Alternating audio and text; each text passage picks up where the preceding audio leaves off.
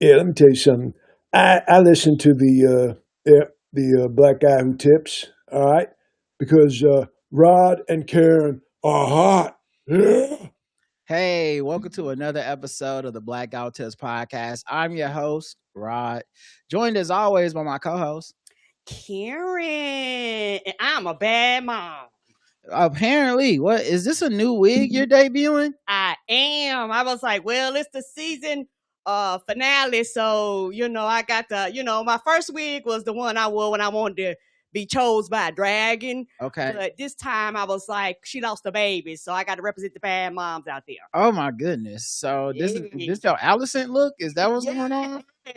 Okay, I thought Allison was more of a redhead, but I No, mean, pink green. oh, it's green. Oh, okay. The Yeah. light is making it not as green for me, but Okay. on the screen, but I see in real life. I looked over just now. Okay, I can. Wow, no, it's all right. So Team Green, okay. Yes. Karen is, I mean, you a front runner because you definitely switch sides when Team Black start blowing a 3-1 lead. You was like, I can't, not me watching Draymond kick people in the nuts. Can't be me. Well, of course, this is our House of the Dragon recap, and it's the finale of the season, so it's a very special episode. And for those of y'all that don't know, we have a very special guest. You know, he only comes from behind the paywall every once in a while, just to we set bless the small folk, to let the small folk know that we still out here for y'all, even though we stay in the castle. It's the homie Justin. Y'all would know him from if you've been to a live show, he's been on there. If you're behind the paywall, then you know about Balls Deep, pregame, and some of our movie reviews. What's going on, Justin? What up? Hello, peasants. You were saying before we started recording, you was gonna say something about our outfits. We dress up like this every show. No, I knew y'all was because y'all had mentioned it, like y'all had the fits or whatever, but I don't think because I normally listen on Spotify, so I hadn't seen Okay. it. My normal wig is is silver, because I won't be chosen by a dragon. Well, it's that's good. the thing about being black and bald headed. I can just get me a dragon. I know how to hotwire them. You know what I'm saying? Okay. Like you gotta know how to hotwire a dragon. I know how to do that. Okay? I feel like that's what Ray thought she was gonna do to Sheep Stealer. She was like, I'm just gonna go in Not there. Ray. I mean, yeah, Raina. Oh, Raina. Yeah, Okay. yeah. I'm sorry. Raina thought she could do Yes. that to Sheep Stealer. She was like, yeah, I'm gonna just go ahead and hop under the hood real quick. And I think she ended up being rode by the dragon. Justin, before we get started, she's not old enough to know how to drive anything. I know how to drive anything. It don't matter what it is. Fly, she does not have drive, a driver's it don't matter. license. Nah, she was ghost riding the whip. She was like outside. She was off her dragon doing TikTok dances. No, shit. Let me before we get started, let me do the upfront real quick. First of all, the official weapon of the show is folding chair, and the unofficial sport. What about volleyball extreme? And also, this is a recap. All right, you guys did a great job this year. All y'all listening. This has been a very fun We year. only had a couple violations of the rules. No one was really trying to write in before we did our recap. Thank goodness. Right. We don't want to hear what you think. Don't write hear what we think. Don't write in before the show ends. That means you didn't watch the show. Most of you didn't do predictions. Yes. So I appreciate that. I know it's easy to forget when you're writing in to be like, oh, I think this gonna happen. But some of y'all read the book, and we can't. If we let some of y'all do predictions, then the book where you're just gonna write in because they know the answers right for the most part, and they gonna spoil shit. And then when it happens, they think they smart, but really they just fucked up the program for the rest of us. Right. So thank you for that. Nobody really did that, and you kept the feedback short. Like we not trying to. George R. R. Martin wrote the books. We don't need. Right. Yes, he did. We don't need books. We don't need books from y'all. So thank you. You guys did a great job. I'll get ready to start the way I always start with of course the dragons the dragon intro song. Here we go. Oh, this is back, baby. It's the recap. Bell 5 and Blackout Tips. We doing it again. This is what we doing? Woo! It's a war going on outside. No man is safe from. It don't matter if you're 4 feet or 8'1", or if you 1'1", or if you Cyrex. All these houses bend the knees of being targets. Vega got colonized by the one-eyed devil. The blood of Ovalaria gon' bring a bunch of shovels. I hope the right side pull it off. You know who I'm with. Peace to the team black, baby. They the realest. I know we normally have wine in our goblets, but since this finale, I had to go with the Elijah Craig. So I don't know how much I'm gonna sip on this goblet, if I'm gonna be honest. I'm about to say, But yeah, I got Sprite and sweet tea vodka, and it's actually pretty good. okay, you know, we had to make do what we do because we ran out of wine during the recording of these episodes. The episode is called The Treasons at Tumbleton, episode 8, season 3, the finale. I'll start with how I always start, but with a little twist because Justin hasn't been able to be here on these recaps. First. So Justin, let me ask you first, how did you feel about this season overall, and how did you feel about this finale before we get into the spoilers and the plot points? Oh, you muted. You muted. Okay, we cannot hear you if you're trying to say something. Overall, I would say this the best season so far. They had more dragons, seemed like. More of like Rhaenyra was acting, okay? She was carrying everyone else. They can act, but there were times when other people just weren't doing what they needed to do. Like accents would change. That so the Rhaenyra was consistent, and she carried the team. She was my LeBron to y'all's D Wade. Like she really was. She was just carrying the team and get on my boys, get on my back, boys. They had dragons. I think the one thing I didn't like is they didn't kill enough people. Like stars. Like, you know, I like a good show where they'll be like, and you thought they was important. Little do you know, we got another person to take their spot. And Justin, with that perspective, I agree. And I'm gonna give you my hypothesis, because when people watch shows, they don't allow the creators to create. So you have too many whining ass bitches out there that cry and holler and flop when some important people die. And, you know, they had to deal with that with the last show. Why this person died? Why that person died? And all that shit. So I think they kind of, you know, they listen and they kind of tone. I think they tone that down. But I don't think it's fair because I'm like you. More people should have died. I think also it's a function of how much it costs to do these shows. So like, if you have an actor on whatever the budget friendly deal is or whatever, I don't want to just throw Emma Darcy in the trash to shock the audience, and now I'm down one of my A-list actors because I was trying to be slick. So that's my thoughts. But yeah, go ahead. I'm sorry. I got you. And that makes sense, right? It does. It's just I also too. I guess y'all may know. I don't know how many more seasons we'll get of this. One more. So then I guess it makes sense to retain everybody. With Game of Thrones, they had like, what was that, 7 or 8 seasons? I think more people are going to die next season, though, since it's the last one. I watched this just happen with The Last of Us, how I played the video game, so I knew what was going to happen to a certain character that was the main. I mean, it's not a spoiler anymore. Shit, it's been 2 years, but I knew what was going to happen with Joel in season 2. And the people that never played the game, when Joel died, that shock in the game that you experience, it literally will make you put the game down. They experienced it in a live action setting where you don't just pick up the controller and play as the next character, and a lot of rejection for that season came from that. So I say all that to say, like, it's creating something TV show live serialized versus a book or whatever is so much more difficult, because I feel like in a book you can kind of do that shit and just write your way around it a little easier. But there's so many factors in real life, like, man, y'all really gonna get rid of this actor from the show? They just gone, you know. So But yeah, man, I'm glad you're enjoying it for the most part. Karen, how about you? I enjoyed it. I enjoyed it a lot.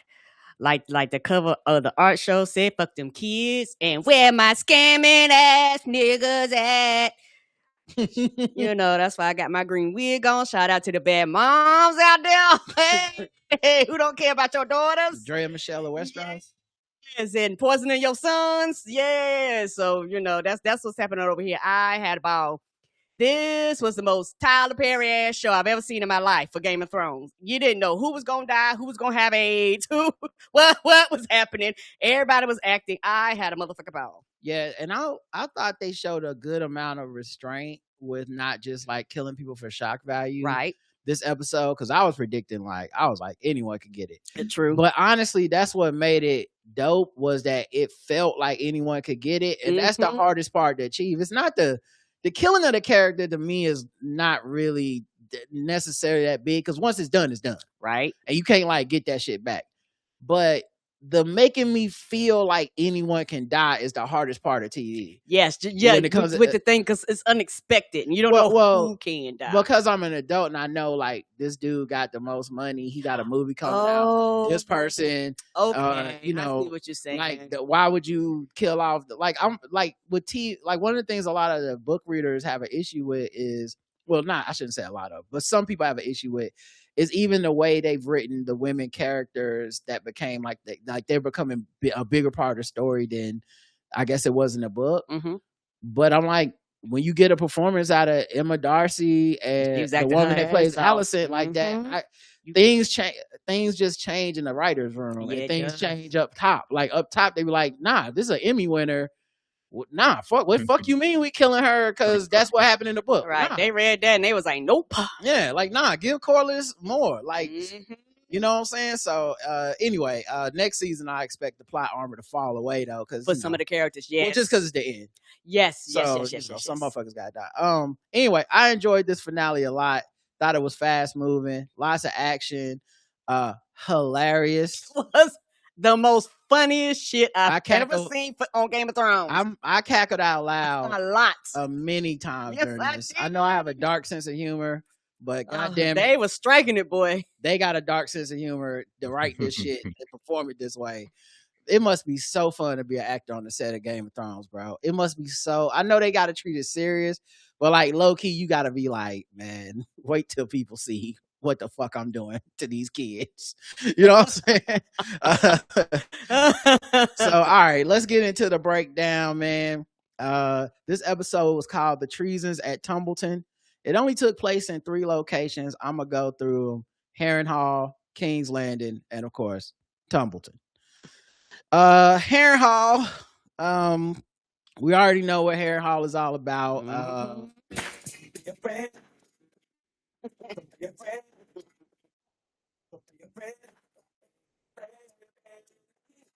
It's scary out there.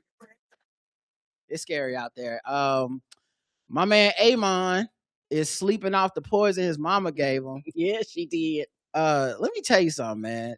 People be sleeping a lot in Harrenhal. Yeah, you get a lot of good rest. But like this, you're gonna rest if you want to or not. It might as well be Heroin Hall. The way people be nodding out, having visions and shit. Like I'll be afraid to fall asleep and seeing shit, seeing goats. Yeah, and then every time you fall asleep, it's like, is this happening? Is this reality? Right. Is this real life? Yeah, you gotta like punch walls, pinch yourself, pull people's hair, are you real?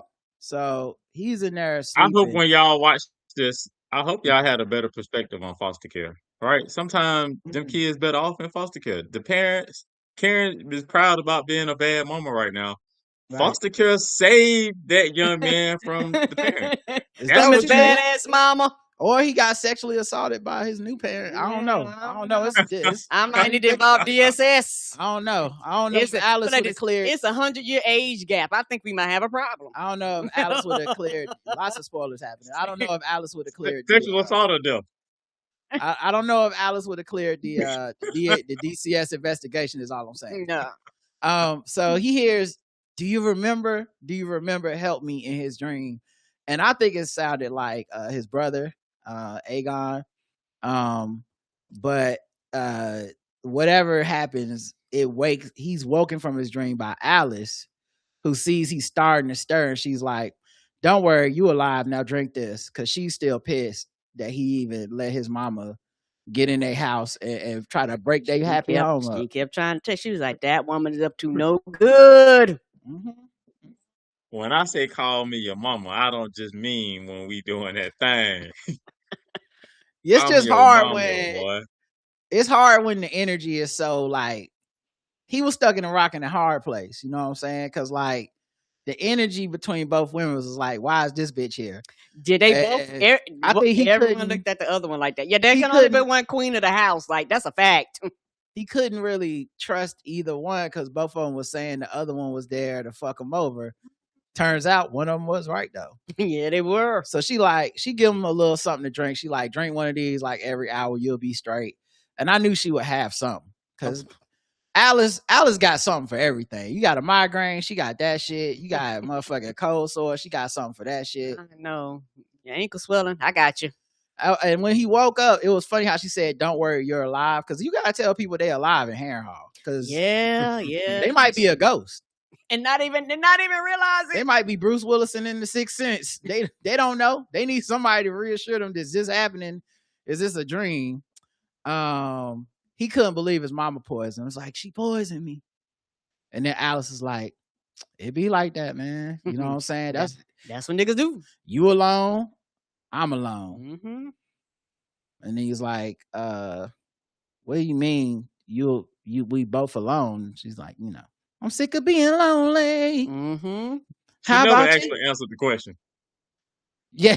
While she was alone, while she was lonely. Or she goes into her tragic story. She just made it sound like she was talking about another motherfucker. Mm-hmm. But she was talking about her. She was like, I'm sick of being lonely. You lonely? And he was like, why you even want me? I'm a kin slayer. I tried to kill my brother. I've been cursed for being a piece of shit. And you should leave me before I drag you down with me. And she had a tear running down her face. And they had the camera where it was looking at her face, but her back was down. And she was like, you remember how I told you about Aegon the Conqueror had burned down Harrenhal? And to end the Harren line, he had he was going, that's why the Harrens is gone. He was like, yeah. And she was like, well, he did have a son that lived, Lord Harren did. But his son was burned up. And which is ironic because, Aemon burned his brother halfway to crispy. And she was like, then his mama, the little boy's mama, Lady Harren, she started getting into the maesters, like, well, give me some medicine to save him. They was like, we can't do nothing for him. Burnt up. We got some leeches, you know what I'm saying? We got some milk of the poppy. She's like, no. Wrap them up. They was like, nope. They needed Lord DEI. You would have figured it out. Yeah, you would have. They was like, we don't know what we're going to do. So he's like, okay. She said, let me turn to the dark arts. You know what I'm saying? She started fucking with them incantations. She started pulling out the old gods on them before the 7. Mm-hmm. She was making pacts with the goat men in the forest, which why we keep seeing them goat men floating everywhere. I was like, why they always around when she around? Because them's her mans and them her people. And security, she was they make sure she don't leave. They're like, oh, you can't leave. Try to leave. You want to. She don't leave. Get close to the boundaries. So that's probably why she can't leave. So she was like, then my son died. The son died anyway. So then the woman, Lady Harren, she tried to kill herself when the son died. She found out she can't die. Well, she also can't leave the Riverlands. So she lost her name, her title, her castle, and she been sentenced to serve anybody that come up and say, I'm a rule Harrenhal. Right, because she can't leave. And 2 things happened at that time. One, I was like, oh, that's why she want Aemon. He the first ruler, quote unquote, that could get this castle that she feels like I can run him. Mm-hmm. I could be safe with him. Because other people just show up. Like Daemon, she tried to do it to him too. But he rejected it. Mm-hmm. He's had too much of that. He was too grown. Yeah, and I've always said that. His experience and him wanting to get back to Rhaenyra, almost like there was nothing within him that was like, I have to stay. And we realize now that Aemon no matter how tall he is, he's still a little fucking kid. Yes, and he looking for mom. Yeah. So Amon, this is the second thing I realized. Amon was like, wait a minute. Bitch, that was 100 years ago. He started adding the numbers. He started calculating the math. He paid attention. We always thought of him as the reckless, just out here wilding. Nah, he was reading at night after he finished playing outside. He still came in, did his homework. Yeah, because of his position, these are stories that they kind of drill into them. So also we don't forget, he was the more studious one of him and Aegon. Yeah, Aegon and I fucked around. The sibling rivalry, he was the one that kept it together. Yeah. To the point that, like, when he was trying to kill Aegon last year, I was like, honestly, I see the vision. Like, you would run this better than him. He's like a fuck up that just want to go to the whole house, get drunk, spend everybody money, hang out with his boys as his security. And here you come, you've been doing the lessons at night, you know. And Aegon wouldn't have known the Harrenhal pass like that, and not at that time. I wouldn't have cared. But she was like, "Yeah, you right. It is 100 years ago, and that's a long time to be alone." And hearing this, I think it triggered him in a few ways, because one, he found out she was old as hell. Two, he found out she was a mom. And what's the only thing that could trump MILF? GILF. Oh, Lord. So he leaned forward and he took her in his hands, put them foreheads together, and then he kissed her on the lips. Those ancient lips. Not ancient. Mm-hmm. He said, I know what I like. Okay. And I like a woman of a certain age. I got a type. He does. Experience. Even the lady at the brothel house that he was in there sucking her titties, much older. That's what I'm saying. Older women. He into that. That's his jam. But also, you have to have given birth and be of a certain age. Like, it's two things. Yeah. Like, you can't just be older. You have to have also given birth. Because before he found out she had a kid, he wasn't interested. He was like, yeah, I mean, you just old. Yeah, he need that mom. You got a kid? Like, he was having sex with her. He was having sex with her earlier by imagining his mom. Then he was like, oh, wait, you a mom? Well, nigga, why didn't you say this shit? Go. You could open with that one. Shit, fuck that dragon. But yeah, Amon is awakened again from his sleep. He went back to sleep. Why you go back to sleep in this place? I don't know. Must have been that post-sex clarity. I don't know. He went to sleep. The medicine she been giving him too. Yeah, but this time he get awakened and it's them dragon sounds. Now, I told you I heard dragon sounds out there before. I feel like that show was faking us out the whole time. It was like dragon sounds last time. He thought it was his dragon. He went out there, nothing was out there. So I think they did that for this scene, so that when he started walking and hearing the dragon, we was gonna be like, oh, his dragon must have came back. That's what I was thinking. But then he walked into the hall, into the like area of the I don't even know what you call it. It's almost like the throne room without a roof. Mm-hmm. And that shit turned into black and white. Like that, like I don't know if like that shit turned to grayscale like a motherfucker. Horror movie, A24 shit, man. So he walks up in there and he goes outside, here's a dragon, don't see it in the light, walks into the courtyard, a dragon lands way in the distance. It's kind of blurry on purpose. But when the dragon lands, it wheezes. Mm-hmm. And I said, oh my God. His brother done pulled up. It was Aegon. And he was looking crispy as hell. As hell, boy. He was half crispy, but his dragon half crispy. That shit is a look. Like he was hobbling with that one little leg. They were matching. They were matching up. I ain't never seen nobody hobble menacingly like that. Yes. With the menacingly. Like, that motherfucker was like little foot, long foot, all the way across. And he could hobble like a good 50 feet. And Amon fell to his knees. I was so mad at that scene. I said, why did he park so far away? He know he got a handicap sticker. He know he needs to be up front. Why did you park in the back trying to pull him close to the door? You know he wanted to do that so he Yes. could get. He wanted to do that so he could do that long limp walk, bro. Yes. He wanted him to be scared like that. He was limping fast too, because Yeah. it like he looked up, he was blurry. Then you looked up again, that motherfucker's in his face. Got a permanent handicap sticker and you parking in the back. Well, if you don't park in the front, And speed things so along. Amon on his knees, he felt his knees, and he was like, "It cannot be. You are dead." And Aegon slapped this nigga. He slapped him. And he said, "I'm alive." I screamed. That shit was the motherfucking best. That response. Yes. Black acting school. Hey man, Yeah. Well, I wasn't sure how that scene was going to turn out because I was like, "Now you know you can whoop your ass, right?" that's what Like, I thought. Mm-hmm. That's what I thought was gonna happen. I said, "Nigga, get up! Like you just killed 3 people with a stab wound. You can take care of one nigga." I think the fight in him was gone at that period of time. I mean, his mama did try to kill him. His mama did try to kill him. The fight in Like, him was gone. It like it was like when you watch James Harden in the playoffs, and you be like, "There's no reason you can't have 50." No reason, Other- nigga.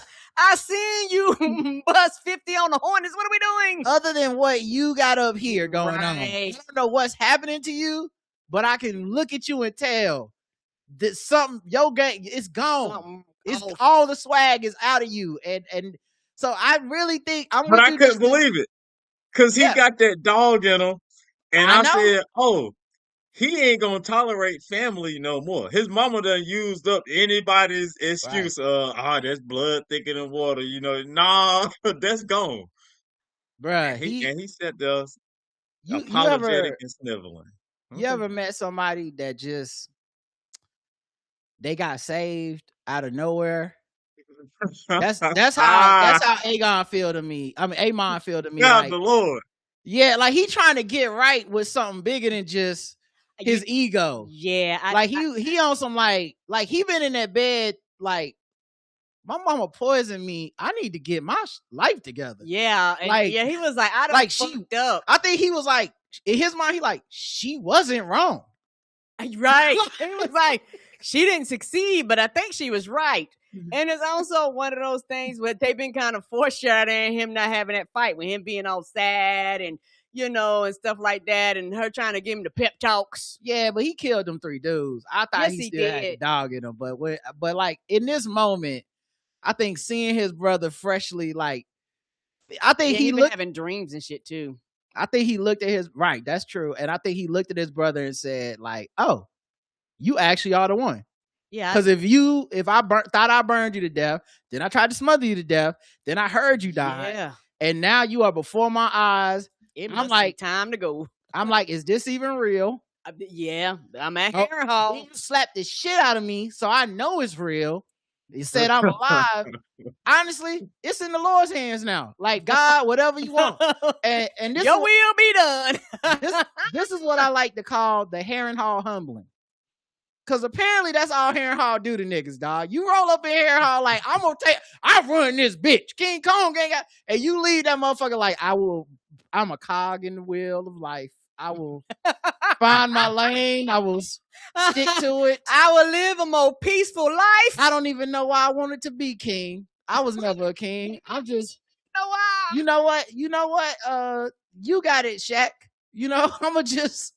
I'ma just shoot on the perimeter, man. Y'all let me know if y'all need somebody hit a corner 3. So I guess we found out Amon is not Kobe. He's like he's Nick Van Exel. He's like, all right, I got you, Shaq. Ron Harper. Bruh. So quick. So yeah, he But I could see next season after his brother get him back right. I can see next season being like, oh no, he's still that. He only reserved that for his brother. He the only one can talk to him like that. right. It kind Similar of to how you gonna say it? you go ahead. No, you go ahead. Go ahead. You got it simple, but Damon Yes. and Yeah. his brother. It's the Damon same a dog to everybody else, but his brother. it? But And he had compassion with his brother. But it's crazy because both of them went to Harrenhal, got the Harrenhal humbling, and came out of that motherfucker like, actually, you know what? I'm number 2 on the team. I don't even care about my stats like this. This ain't gonna be no Jason Tatum, Jaylen Brown shit. Like, yeah, go ahead and shoot that big dog. Yeah, and I 100% agree. I think that both of them experiencing that, whatever happens there, it causes a change, because we're gonna talk about it later on. But even Damon has he changed, but like you can see, like, oh, it's more change that has happened in him. I feel like I would love to see Amon and Damon have a conversation real quick, at least to be like, yo, that Alice Rivers, man, she put that thing on you, on she. Yeah, I think next season she put that, like, I walked out of there, dog. Like, I'm like, yeah, them two. I'm gonna tell you right now, man, I know my place. Nephew, let me holler at you real quick, nephew. Right. Nephew. They gonna take a walk during Thanksgiving for real. A walk and a talk at Thanksgiving. Like, hey. Like, I see you finally got some of that thing. Hey, you got so some you gonna marry her? You got some strong. You got some strange. Okay, Hey, you got more than look. strange. You got that strange. Hey, you gonna marry her? Cause I understand. I'm not mad. No, I get it. I'm just saying I get it. I understand. If you need somebody at the wedding, let me know. Tragic accident with your wife, like same thing. Like they more like that. And I know the show did that. Like they had to have done that. I believe they did that deliberately. Yeah, they're very much. I mean, their names even just had a D in different places. One at the end, one at the start. Like, so then, Amon is like, brother, I beg your forgiveness. And Aegon starts laughing like he laughed like the Joker, and he's like, forgiveness? I should split you in half. And then he started going on his villain speech. I should have Sunfire burn you alive. You hit that? That was good. But slowly, so I can see your skin peel and blister. You kinslayer, you usurper, you cunt. And then Amon was on his knees crying about the crying shit. It wasn't feeling good. Like Aegon had thought the revenge was gonna be. Thought it was gonna be a fight, and he was sad because he was like ruining his revenge. He was like, no. I was supposed to enjoy this. What's wrong with you? He put his arms out like that, like, get up. Aegon didn't want it, and he just laying on his knees. He's like, I coveted what you had and judged you unsuited for the crown. And suddenly, Alice Rivers bust out of the shadows, because that's what she do. She just popped up out the corner of the room. Got the alert that somebody was there. She like, the ring went off. What's going on in the living room? She come in there, but she's super far away. She like 50 feet away at first. And Aegon notices it, but he just keep letting Amon talk. And Amon's like, I tried to kill you or take your place. You'd be right to sentence me to die. And he got a tear in his eye, the good one.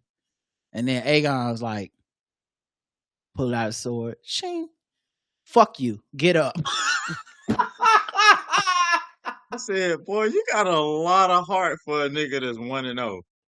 Like, you just 1-0. You had one killing, and all of a sudden you're him. You like, run it back. Like, run it back. You didn't even kill me. You have killed me. Get the fuck up and finish the job. Bro, that way he hit that man with that, and this is something as an older brother, and maybe Justin, you get it too. There is a thing though where, like, in that scene, I just totally bought that's his older brother. Like, it wasn't like he's smaller than him, he's burned, all that shit. But that's the nigga that grew up beating you up and giving you his hand-me-down G.I. Joes and shit. Like, there's a psychological part of that the little brother is gonna be like, damn, I fucked up. I'm sorry. You are my older brother. You are the one. I'm not the one. I was wrong. I feel terrible. I've probably been feeling terrible this whole time, trying to justify it by, like, if I become king, that'll justify how terrible I've been to my brother. And then my mama tried to kill me, and you right. Y'all both right. I should die. I'm sorry. And then I think the mom trying to kill him was what really made him realize how wrong he was, because, like, his mama tried to kill him, nigga. That he's like, I have to. I gotta admit, I need to change my didn't life. see that coming. You know, I was wrong for that. So Amon stands up, and he's still taller than Aegon. And Aegon's like, this is what we gonna do. We going to Tumbleton, And Alice is like, my prince. And he was like, he put his sword at her and said, no, first he put his sword on Aemon. Alice River said that shit. He said, who is she? He was like, my betrothed. Then he pointed the sword at Alice like, don't you dare, bitch. Don't you, this me and my brother talking. I said, is this G Money and Nino Brown? Over my brother's keeper. Right? Over some pussy. That line was so cold when I saw it in the theater, man. That shit hurt. I was like, damn, he called you some pussy, girl. You was baying the first half of this movie. You done devolved into pussy? Damn. Crack could do it to you. But yeah, he pointed that sword and said, "Ho, why is you here?" But he didn't even say it to her. He said it to him, like, "Ho, why is she here?" or whatever. And then he like ignores Alice and just turns to Aemon and goes, "Do you know what's happening out there? Rhaenyra done declared me dead. After you disappeared, Darren, that bitch, said he gonna be the king. So here's what we gonna do. We going to find Vhagar. We going to Tumbleton. We gonna put Darren in right, because he was talking about that. He was like, "Hey, dog, I don't got no dragon. Like, how are we going to Tumbleton?" Yeah, well, Alice tried to bring it up. Like, his dragon is abandoning him. He's like, "I don't know you. Listen, boy, I don't know you. Get the conversation. We getting on my dragon. We gonna find your dragon. We gonna go to Tumbleton. We gonna fuck up Darren and Ormond until they fall in line. Then we going to King's Landing. All the soldiers marching under my banner, not Darren, not you. And maybe after we kill Rhaenyra, put her head on the spike, and I'm back on the Iron Throne. And Alice goes, Aemon. And then Aegon goes, shh. I was like, this nigga's so mad. He was so good. He said, maybe then I'll forgive you for trying to fucking kill me. Hey, man, I just want to say, that boy did his thing this year. He acted his ass off. Yes, he did. That man, Tom Glenn Carney, take a motherfucking bow, dog. Like, it's so hard to take a character that despicable, complicated, just quivering and whining, and take him through an arc where the nigga felt kingly to me. I don't mean he felt like a good person.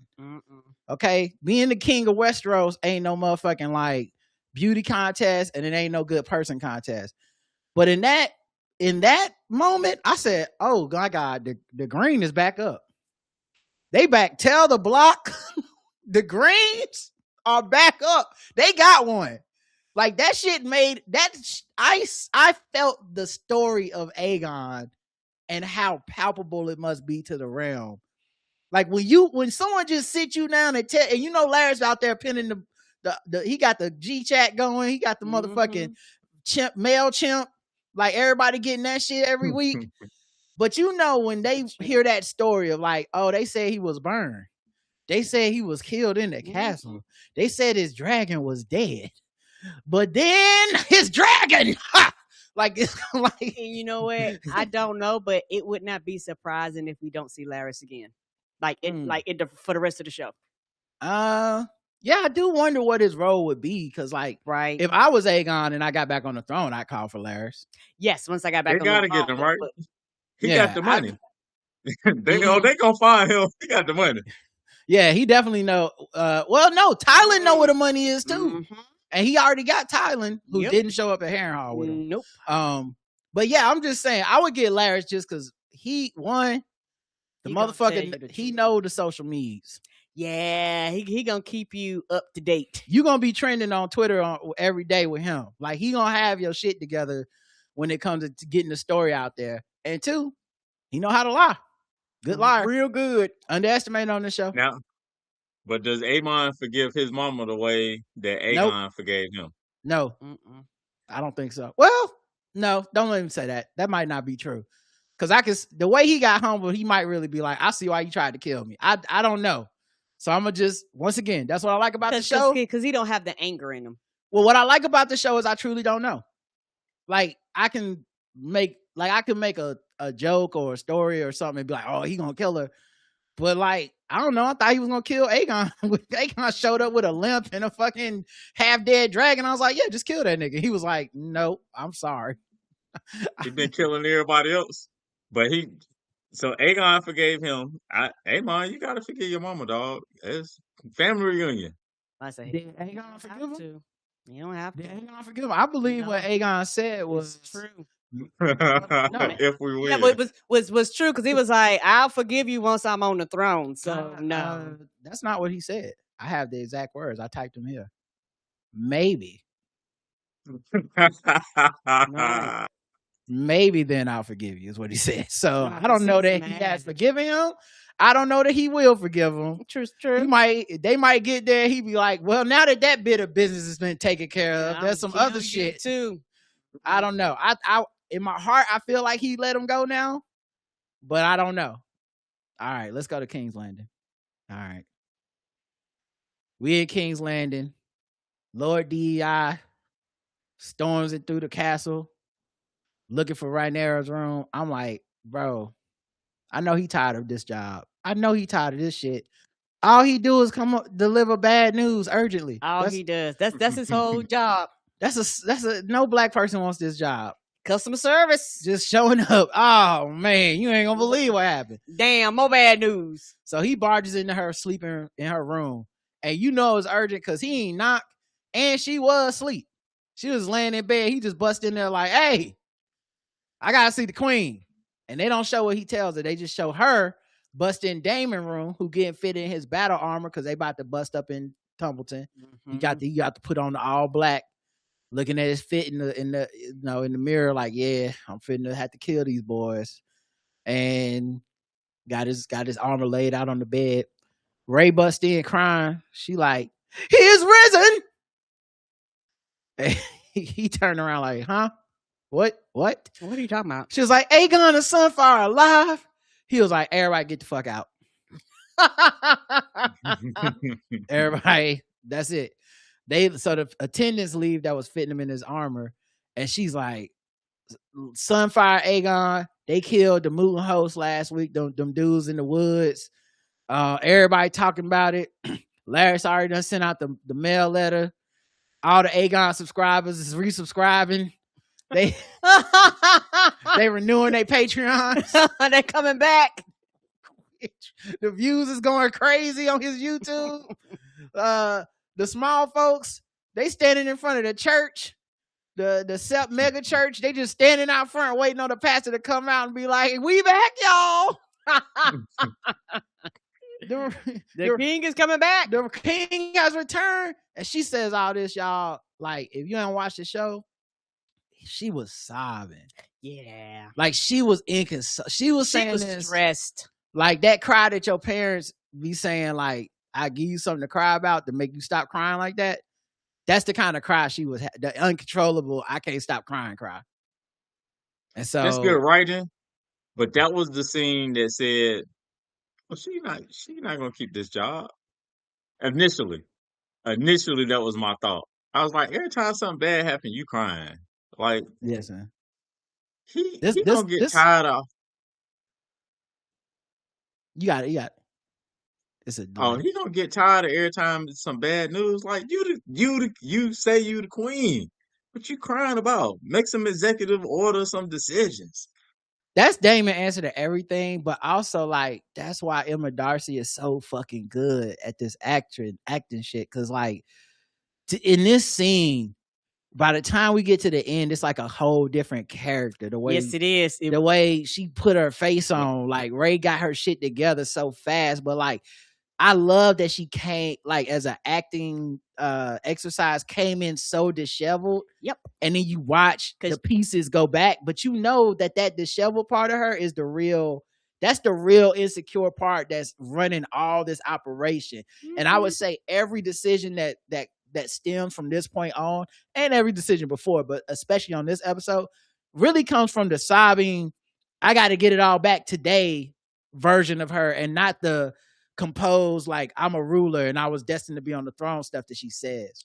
Right. And also it's one of those things where I think she spoke, no matter how dysfunctional, no matter how much they fall out with each other, at the end of the day, she knows that literally he is the only person that she can actually fall to pieces in front of. Because she don't do that in She don't do that for she don't Masaria. do that in front of everybody, if that Yeah. makes sense. Even with Masaria, like she's had moments Yeah, of she still feeling have- sad, Yeah, she have but it's wobbles. almost like the other problem with Masaria is like when she's sad like that, Masaria just turns into like a sex therapist. Yep. And starts Take seducing advantage. her. Yeah, like she don't really just let her stand on her own. It's like, and now's my time to smain that thing. If Masario was a guy, her answer would be, "Oh, I know what you need, some penis." Right. That's, Right. That's what you need right now. That'll solve everything. So then Damon look at her like, bitch, get your shit together. You got a dragon. Roll. What are we doing? So Damon, who was like, he wasn't like yelling at her, fussing. It wasn't like that. He consoled her, but he stayed on his message. His message has not changed. He got one message. It's like, we got dragons, rule like we have dragons. Stop worrying about this shit. And he's like, the lesser gods have no say in what's to come. We are the blood of old Valeria. You have an absolute power in your grasp. You have only to wield it. And she's like, fucking Viserys. She like blamed her dad. I was like, she came in the room, she was 6 years old. Fucking Viserys, she was 14. She was back to 14. Like, fuck dad. He was like, the goddamn prophecy, testing me all the time. I'll be passing the test. Then I get some more tests. It's some bullshit. And Damon hit the High Valerian. He was like, this your test now. Right now, the moment you rise, the only quality the realm understands is strength. You have always known this. Put that battery in her back, and you could see like she was stitching herself together in the mirror, like, yeah, I am in here. I'm crying, acting like I ain't no bitch. I'm not no bitch. And she That's what I said. She might be all right. She might Right. be all right. Right. It was still early in the show, and the tears was wet on her cheeks, but she composed herself. She told him in High Valerian, and I'm not gonna lie. She did something in this scene where she was like getting in his face, and she was talking to High Valerian real low. It was kind of sexy. Like that shit, I was like, hey, y'all can't got time to be fucking this shit. This is Everybody got shit to do now. y'all really need to get the war in time. But it was like, I thought it was like sexy. She was like, set a watch for Aegon's dragons. Hugh outside the dragon pit. Then you head to Tumbleton, lead the attack, go house to house, kill the high towers. The streets is watching. Don't make me look like a monster. Don't just massacre everybody and burn the shit down. And he says, it'll be a great pleasure. I'll do it. And she's like, cool. When she said Hugh out there though, I said, you can see you on that dial up. You need fiber. Because you ain't hear what Hugh did? No, she did You ain't not. find Nobody out? has. Nobody has. No- That's the thing. Nobody has. Technically, nobody knows Hugh snuck in to see his wife that one time. 'Cause Right. You know who was supposed to tell? Off. Yes. And you know what Off was doing? Going to the strip club. Like, Right. So nobody was doing their job. you gave broke niggas dragons, they doing broke nigga shit. Okay? You can't be mad at the results, but that was a mistake you already made. But for the record, New money. New money. New money. They acted New like money in new the house. money. now for the record, the dragon pit is in King's Landing. So she wasn't sending him to Tumbleton, Hugh. She was like, I'm gonna keep Baela here with her dragon. I'm gonna keep Adam here with his dragon. And I'm gonna keep Hugh here with his dragon at the dragon pit. Basically, so like if Aemon or Aegon try to roll up, that's basically the dragon pit is like the runway for the airport. Like that's where everybody land their dragon. Okay. And so she was basically like, I'm gonna just keep it so that we got 3 dragons here. If Sunfire roll up, we burning them niggas up. And if Aemon roll up with his dragon, we can jump him. Right. Okay. That's the plan. We've already seen. She ain't seen as much as we seen. We like, that plan's not gonna work. No, it's not. But that's the plan. And she was like, and when you get Ormond and Darren and they dead, I will sniff out Aegon's false heart and kill him myself in High Valerian, all close to his face. all sexy and shit. And I said, "Oh my God, is she gonna fuck him or is she gonna go to Tumbleton and fight with him?" This is like, she is a different person than like when she came in this room. She was like, "What is we going? Damn. And by the end, she was like, "That's the job," you know, like, come on, that's the job. she had got her shit together by the end of that motherfucker. Yes, they would. That's the job. So I love the toughness coming out of it. But yeah, it's very all over the place. Then in the hallway, Bayla pull up and she confronts Ray. Like, so I know you know my granddaddy got kidnapped. They done sent you his finger. What's the rescue plan? And Ray was like, I believe Alan gonna do something. Like he gonna, I think, can you go talk to Alan? He's supposed to do something. I think he gonna go to Tumbleton or whatever, you know. They, matter of fact, after they take Tumbleton, he just gonna go through and see if he in there. And Bayla like, they gonna kill him by the time the war is over, nigga, he'll be dead. He's a hostage. And she was like, then send me right now. And Ray is like, you and Adam gotta guard the city in case Aegon actually is alive. I don't want nothing bad to happen to your daddy, you know, your granddaddy. Thoughts and prayers. But he left on his own accord. Nobody asked that nigga to leave. Exactly. I told him to stay here. He's a grown ass man. Deal with the consequences of taking your ass out of here. He fucked around. Insolence. Yes, he did. Insolence is in your blood. Mm-hmm. Oh. And so hey, that's when your employee always back talking. And right. You know, I'm the supervisor, right? Like, you know, I own this. I own this. Look at that desk. What that say on our office? But then Bayla was like, you know what? It's your fault that Corlys was even out there to be taken. You use people. You and Adam, me and Adam, we've been working without rest. And you still ain't gave us nothing but attitude. And Ray turned around and was like, all this work you been doing without rest, and my enemies done got back up on your watch, so it's your fault. Like, if you would have found the dragon, you told me the dragon was dead. You told me you couldn't find Aegon. You told me you couldn't find Vhagar. You told me you couldn't find Aemon. Nigga, this you. And she was like, ass triple doubles. Right. You out here bragging about a triple double. We losing. We ain't in the playoffs. We ain't even in the play-in right now. We still sitting at home. My brother told me this thing, man. I think about all the time, man. He said, if you're not useful, you useless. And that shit is true, dog. Like, people, I'm being used. That's a good, because you have a use. You could do things. Useless people don't even get used. Nobody think about them. So he was like, she was like, listen, if somebody, you a user. If somebody useful, you weld them. And if not, you abandon them. Just like you did Raina, my little sister. And now she broken, just like my granddaddy.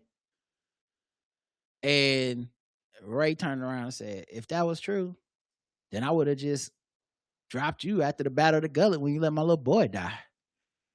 And Bayla hit her with a fact check though, with a clapback, and said, hold up. But you needed my dragon. That's what I was saying. You be using people. See what I'm saying? You need to use my dragon. That's why I'm still here. So like, ooh, pal, surprise, you didn't do nothing but prove what I said was right. And Ray grabbed her by the mouth and said, insolent child, I cannot blame you though. It runs in your blood, just like your damn sister. And then she walked off. I said, yep, ain't that many black people on the show. They had that. Sooner or later, that was going to happen. Know your role. Yeah, the Maester know his role. Maester DEI, is that what you call it? He know his role. Yeah, right. Yeah, Maester DEI, but it's also one of those things where the mood and the way that switch flipped, it wouldn't have mattered who she was talking to at that period of time, but they would have said that they would have got the same response at that period of time. Yeah, I saw people trying to say, I saw people trying to be like, oh, this is about her being racist. She grabbed her because she black or whatever. and I'm not vouching for no white lady, but I saw that after the show where they kind of had the actress explain it. I got the clip here. To turn around and say, I ain't racist. What's Well, it got to do with me? I'm okay. How can I be racist about anybody? How can I be racist about anybody or anything in my life? So Mhm. I interpret it as, little girl, if you don't sit your little fast ass down somewhere, Right, you don't even come got the up in my whole face. story. Right, you fussing at me, talking about your daddy, Granddaddy. your granddaddy, and he made a choice. Right. He made this choice. Like A you acting like child, I tossed him out. yeah, a child needs to stay in a child. I know she was, because to your point, these youth may be taller than the other people, but they still kids. Right. And I know Ray not much older, right? Like she not much older, but she older. And mind your manners. None of y'all would never talk to your elders like that growing up. I think The a minute you couple. thought you was grown, you got disciplined. I think a couple things. The first, Bayla's always had that fire in her. I mean, she's literally said that to Corlys when she kind of said, "I don't want to be a sea snake person. I want to be a Targaryen." Two, Ray's insecurity popped up for sure because she's not really sure what she's doing, but she's fighting on that lie. And anybody got something to say, she gonna do. And I would say the third thing is this, man. When this thing fall apart, it's gonna be bad because it's gonna be like, who done it? She done give everybody a reason to be like, man, fuck you then. Mm-hmm. So many people in this show got a reason coming out of this episode like, man, I don't even really fuck with you like that. But yeah, she walked off on her, and that was that was gangster, that whole scene. But Bayla ain't gonna like that. It definitely was a sign of we don't respect your authority.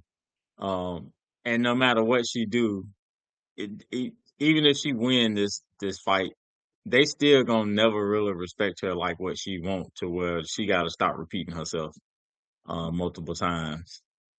Like Yeah, a and I true guess like that's part in of that ruling. position. And the thing that's always gonna bother Ray, I think, is that she's right, but she's wrong in the ways that like white feminism kind of works. In that, yes, you are right in that what is happening to you is partially people don't respect you because you're a woman.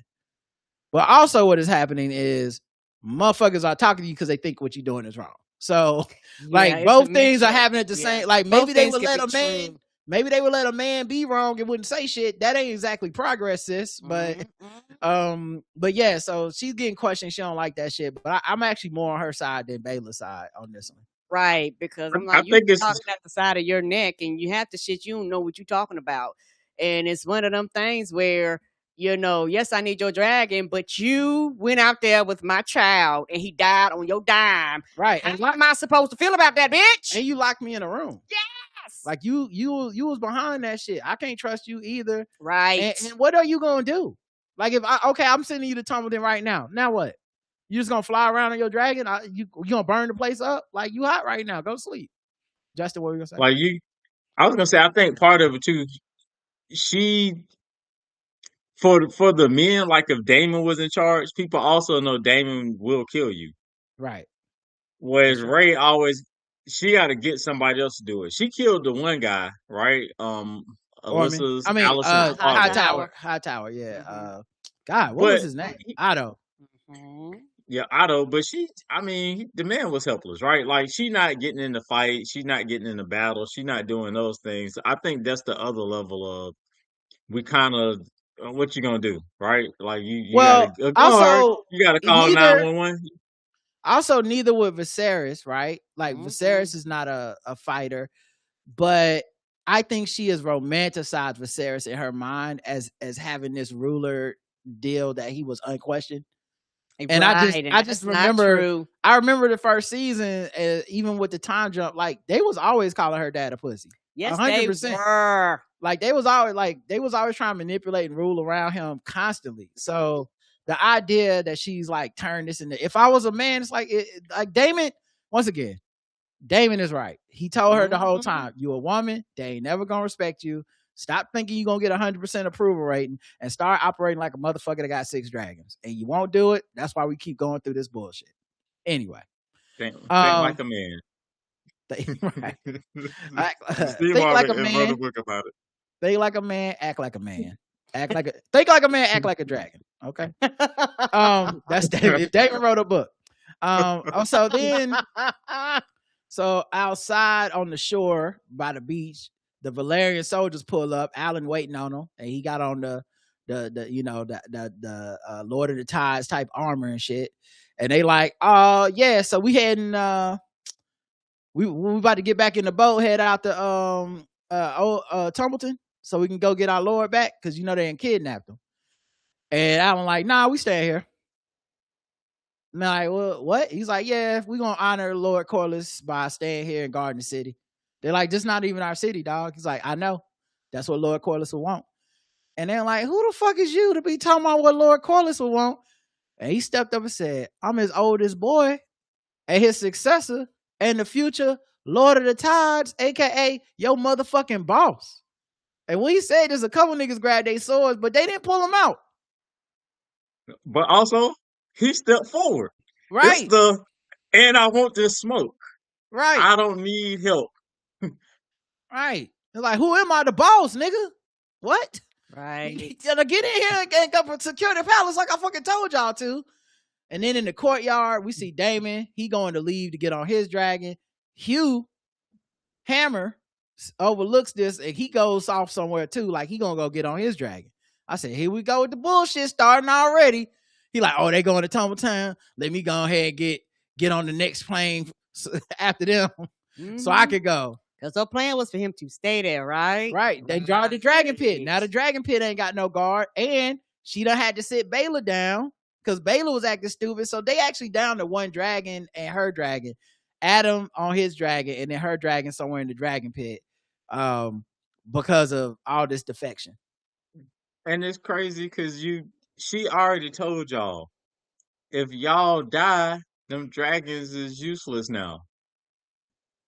Y'all can't just be out here randomly at random fights. It don't matter y'all though. Still got this learner's permit. Because y'all need an adult with y'all for these fights. I completely understand that, but like y'all said, y'all actually taking people, putting them in a high position, and they don't have the same mind frame that y'all. But she got dragons to broke niggas. Yes, they're not even military people. Nope. Like they don't have any form of loyalty. They're not knights. Nope. Like none of that guards. Nothing. Like, yes, like low key, it's just that they see the game from a different angle, and they kind of see it all for the bullshit that it is. Mm-hmm. Like they like what. So I got a dragon. I still got to go to work every day. The fuck, this is not the dream that was promised. Mm-hmm. So then, they end up. I'm sorry. So then, Linda Massey, that's the handmaiden to Ray. She come in Ray's room. She like, hey, Helena ain't eating. She, she got a kid. She pregnant. Her mama gone on a road trip. We can't get her to eat nothing. And Ray's like, all right, tell Sir Alan that I'm gonna need an escort. We going to the mega church. Cause I got to get them told. And they will be ordaining me as queen today. And Alinda's like, okay, is that all? And Ray takes a long pause and goes, no. Quick cut. Mysaria. Sitting up in my room. Chilling. Just listening to her Bluetooth. Putting her earrings on, getting ready. Putting that shit on, getting ready to go to work. Alinda bust in. First of all, 4 guards busted in with boxes before we even got Alinda. And so Mysaria turned around like, what the fuck? What y'all doing? What's this? They didn't even say nothing to her. They got you on camera. They got your camera still in boxes.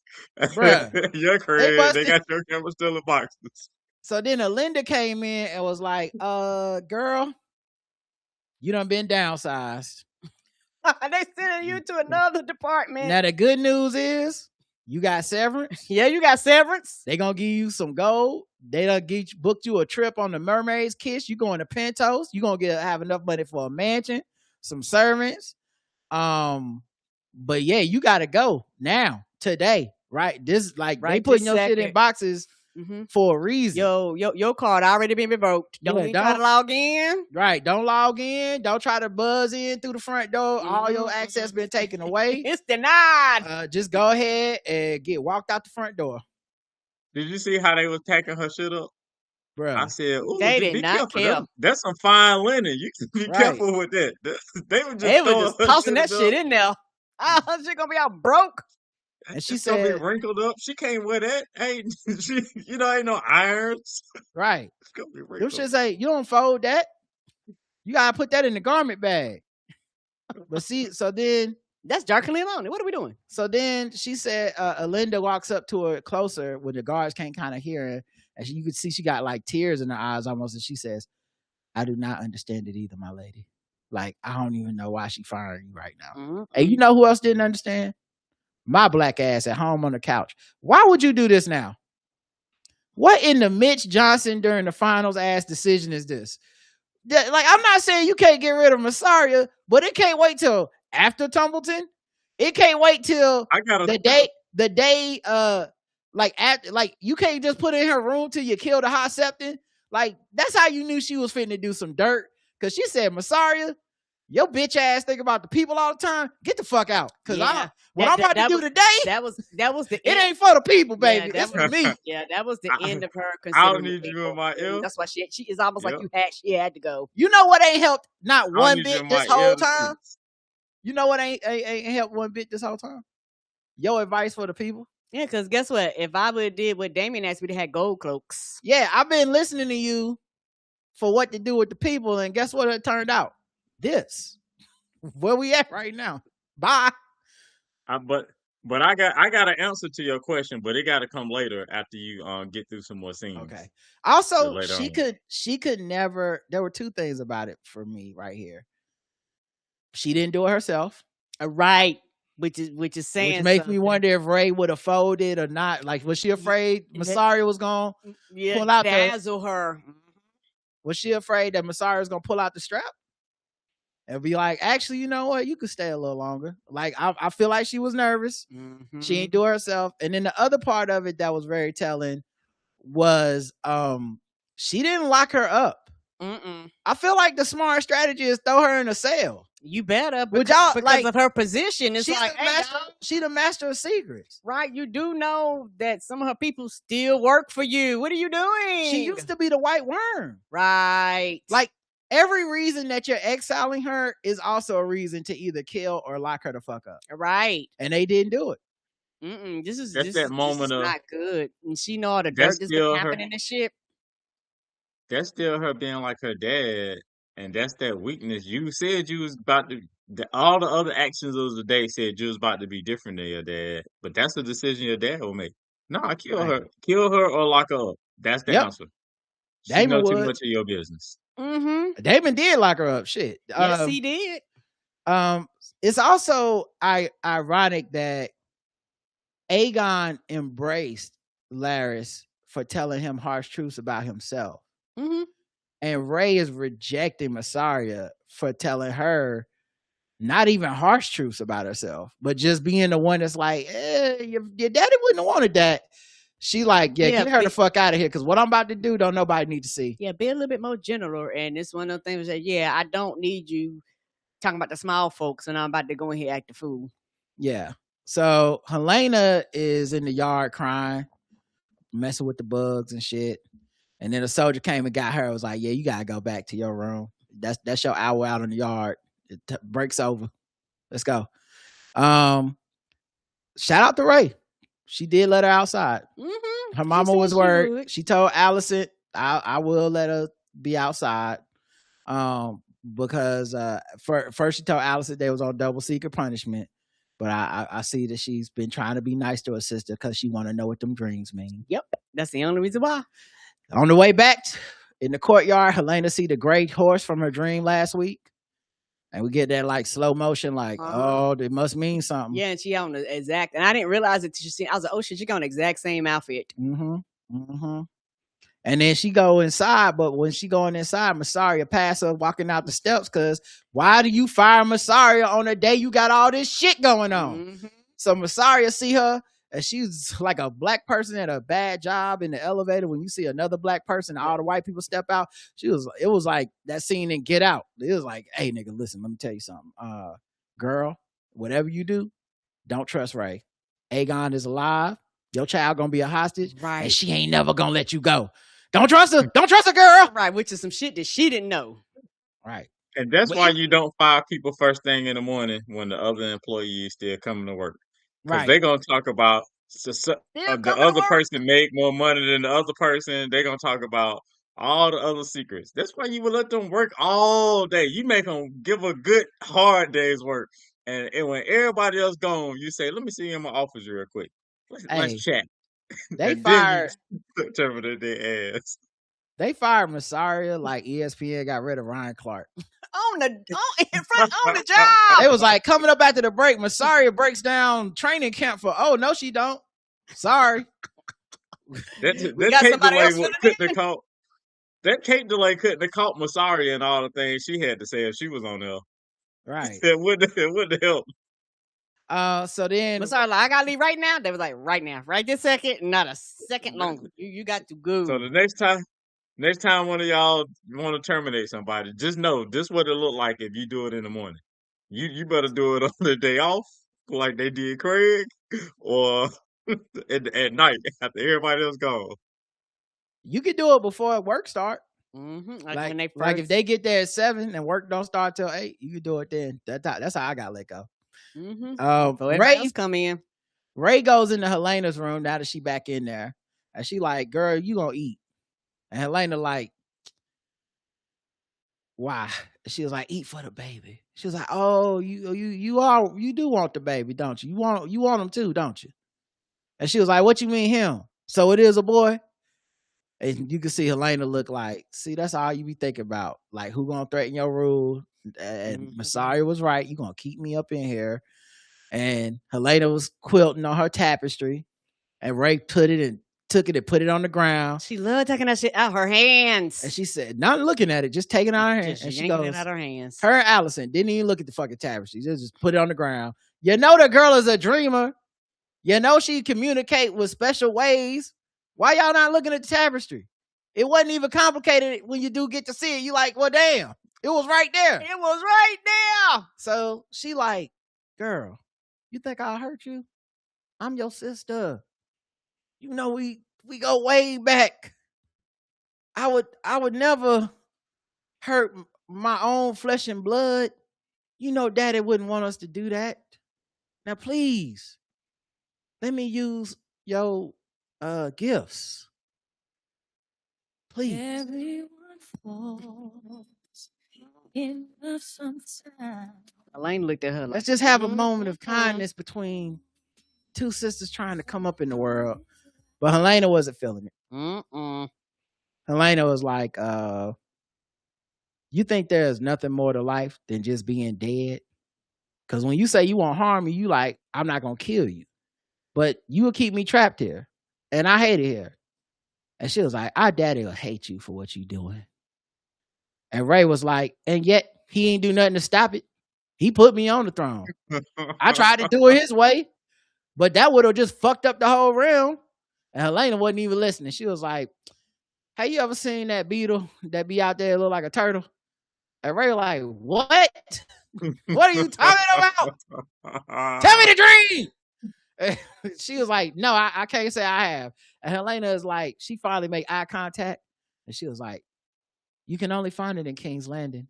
It sustains itself on doo-doo. It's beautiful.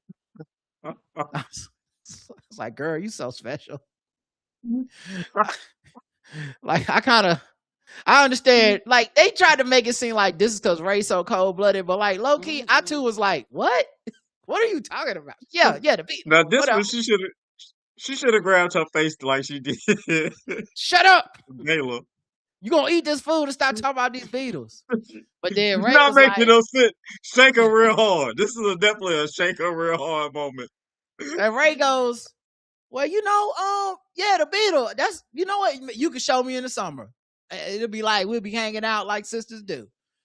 And she clocked her. Helena clocked her and said, You don't even care. You pretending. Yeah, you're not even listening to me. And then she thought about that beetle, which is beautiful. She thought about Rhaenyra and her soul, and she said, all the things you care about are ugly.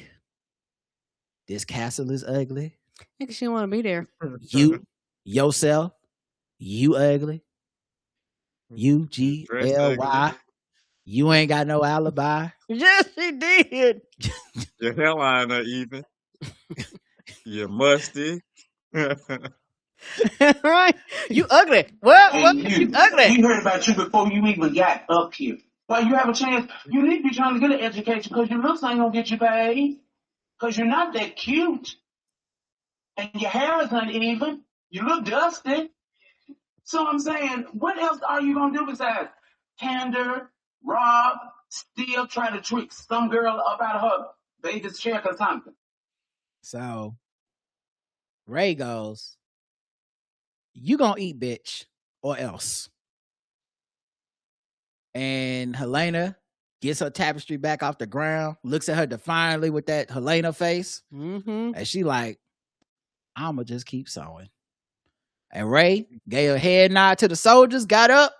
The soldiers grabbed Helena, threw her down Oh, baby. in a chair by the table, and they start waterboarding her with soup. Yeah, they force feed her. Now that's the special suit, because I was like, "Oh, is that the special suit?" Was she like, "Well, Oh, then what do you might as mean? well The get this the over with abortion then." the abortion The tea? abortion suit. Yeah. Nah, it's abortion tea, first of all. But Mhm. nah, it was, I Okay. think It was soup. it was just, I'm gonna make you eat enough to sustain this baby, which is the opposite of everything she said she was about when she was talking about, I can never harm you. Girl, this Right. harmful. Yeah, it is. And she walked out, her face was cold. I was like, oh, Ray is, once again, Gone. even though her face is cold, inside she's that sobbing girl that ran up in Damon's room at the start of the show, because that's a sobbing girl move. Outside, Alan watches the Valerian army march off to Tumbleton. He's staying in King's Landing with a small cachet of men, like, we gonna run this. Adam runs up, his brother, that's the dragon rider. I'm like, why aren't you supposed to be on your dragon guarding the castle? But okay, everybody they just doing what they want to do today. We all Yep. playing games. And Adam is like, It's Friday. You know when Right. Friday ain't nobody doing no real work. right. He was like, he Smoke might as well break all been day. in, he might as well have been in like khaki shorts, a golf tee. And he was like, hey man, Alan, you ain't mad? You ain't hear what happened with Baylor? She grounded Baylor. Is she even gonna save our daddy? You ain't going with him? And Alan was like, yeah, I heard. Well, actually, it's dangerous out here. Just, I'm not the boss, nigga. What? Right, I'm not in charge. I'm just doing my job. And Adam like, you just doing this because you want to go up from being a bastard to being a hand. I'm like, now, you know, his daddy made him be the hand. He didn't want this job. No, he did not want that job. Get the fuck out of here with that, Adam. You tripping. And then Alan was like, listen, man, we at work. I'm going to get back to work. Bye. And walks off. We at work. And we see Rhaenyra. She put that Maleficent shit on in the mirror. And you know what? She had a golf girl look. So you're right. She was like a little kid. And she put the crown on. And she went and got little Joffrey. Like it was bring your kids to Work day. bring your kids to usurp day. Not usurp day. She's like, it's time to go insurrect this bitch. We taking a work trip to the Sept, my boy. Hop on in. The guards that took Masari out of the city got stuck in traffic. She jumped out the wagon. Right, because all the people is going like up to the Sept, and so they slowed it down. Real Keystone Cop behavior, letting her slide off, because you know she know all the dirt, and she the master of whispers. She 100% gonna tear Rhaenyra down from the inside of the kingdom. You gotta either kill her or you gotta make sure she get on that ship. Either way, she in the streets now. Yeah, and that's why they want to quote unquote send her away, because you know once she get away, that's a whole different story. But even then, she still has connections. But it's just one of those things where you don't want her in the city because you already have people turning. You really gonna have people turning now. I think that other lady though, that mistress told her like, girl, get out of my face with trying to show off your linens and your clothes. You're not one of us. Like, and you're not one of them either. Well, like I've been thinking about that because this character's not dead. Sylvie's not dead. Mm-mm. I feel like yes, Sylvie will be. It'll be interesting which way it goes. Is what I'm saying because it could be exactly what you're saying. I could also see Sylvie being like, "I told you, I told you. hoe gonna be what a I hoe, told you. right? A hoe gonna be a hoe. You know what I'm saying? Like not like on some like, hey, what I It is say. what it is because the thing Let's is, get back on this our grind and trying to tear down this monarchy. and also the thing is, it wasn't never any animosity towards her. She basically was like, "Let me give you a word," and it wasn't I don't think it was out of anger. It was more of, "Hey, you really think that you're in a position of power and you're not. I just want you to know that sooner or later you're gonna be back here with me, but that's all right." Kind of, but she said it with an attitude. It Yes. definitely wasn't. It was some animosity. Like she was But on it was some. how she dismissed her too. Which one? Like Massaria. What how Massaria Massaria dismissed dismissed Sylvia. Sylvia. Okay. Yeah, Yep. well, Like I agree with you, but if you remember the order of the conversation, she didn't dismiss her till after she got told. Like, Yep. like it wasn't like she got told and then she turned around and was like, "And you a hoe." Like she was like, Mhm. "Listen, Gotcha. did you That come here does to matter. flex on me? You came in here with this. You thought I was gonna be impressed, girl? Nah, this ain't it. We from the streets, and you need to start acting. Stop acting like these people is your people. You a hoe to them." And guess what? She got packed up like. Anyway, Mhm. what they say, you don't pay them to stay, you pay them to leave, or something like that. She So got yes, flued out and now she got sent home. bruh, she back in the 304, back on her 304 shit. So she on 304 top. Or is it 403? Either way. I don't know. Justin knows. The guard. So then, after Ray got her Maleficent shit on, Massaria ends up escaping. Ray tells Joffrey on the ride over. By the way, this car ain't have no wheels. Them men picked that car up and carried that shit to the set with both of them people in it. Why, Sway? Why? It's just so ironic the stuff you see on. It's like you not the streets. Like to go to the set, you make people carry you in a big ass carriage. Okay. Anyway, so she tells Joffrey about the Song of Ice and Fire in the back of the car. And outside the window, you see a sign on that say Queen of Bastards. And I'm like, well, he is the last bastard. That's unfortunate timing. That's just a bad scene. Just you're talking to the last bastard, looking out at a window to say the Queen of Bastards, and you're telling them about the Song of Ice and Fire. Like, nah, we gotta be on the phone. This is our bloodline that can do it. This is also the first time she's seen that graffiti for herself because she be in the castle. Yep. This So also the first time she spent some time with him this whole season. First time he been awake. Mm-hmm. Yep, because she normally go in there at 1 a.m. in the morning, that baby sleep. And the boy still ain't said a word. I'm like, they paying this boy a scale. Okay. He ain't getting no extra, he ain't getting no name in the credits. She also tells Joffrey that she told Daemon about the Song of Ice and Fire. Then they pull up to the sept. The pastor come out when they bust in the door. And he was like, "This is a house of the Lord. Y'all can't have no swords up in here." And Ray is like, "It's people outside. They want to know who the ordained leader is. Go ahead and tell them it's me, player." And the pastor's like, "I already done told you I can't do that." Mm-hmm. Now that Aegon and his dragon are back, it's clear that God is on his side, princess. And you know what? Daemon was right. First time he said no, he was like, "The fuck you mean? Just kill him and don't matter." And she was like, "No." Yeah, she let him tell her no. Right. She messed up because she showed up without an offering.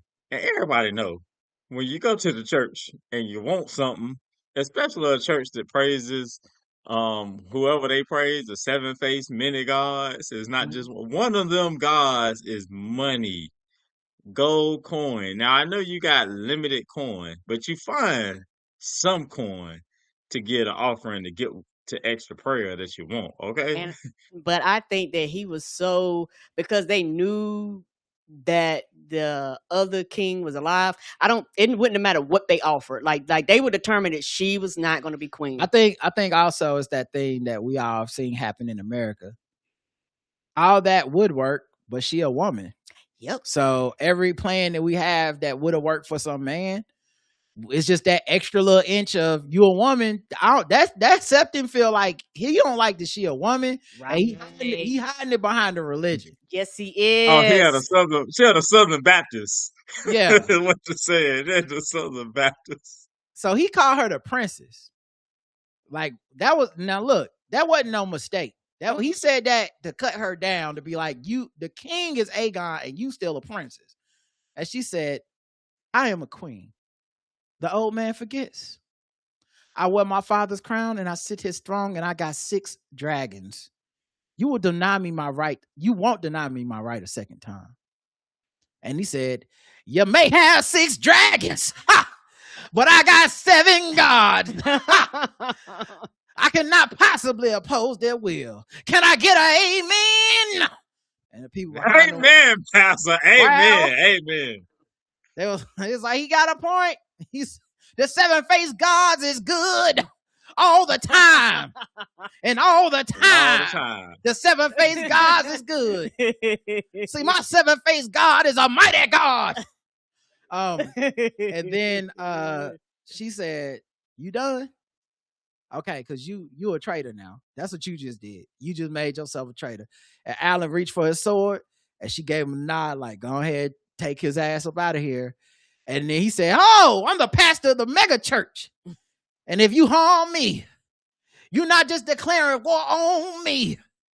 You declaring war on Jesus. The 7-faced Jesus. And then he turned to Alan. He said, you're damning yourself to hell, boy. Alan said, shut that shit up.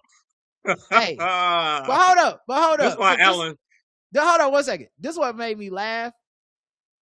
Alan did freeze for a second when he told us to go to hell. Yes, he did. He froze for a second. He said you going to hell. It was like, hell.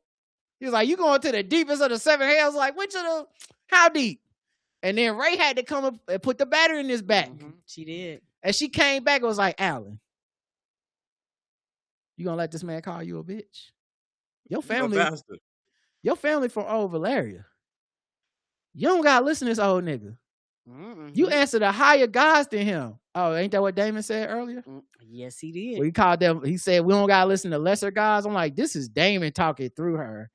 That's why Damon be so satisfied and smug when she started talking that shit. He be like, yeah, that's what I said.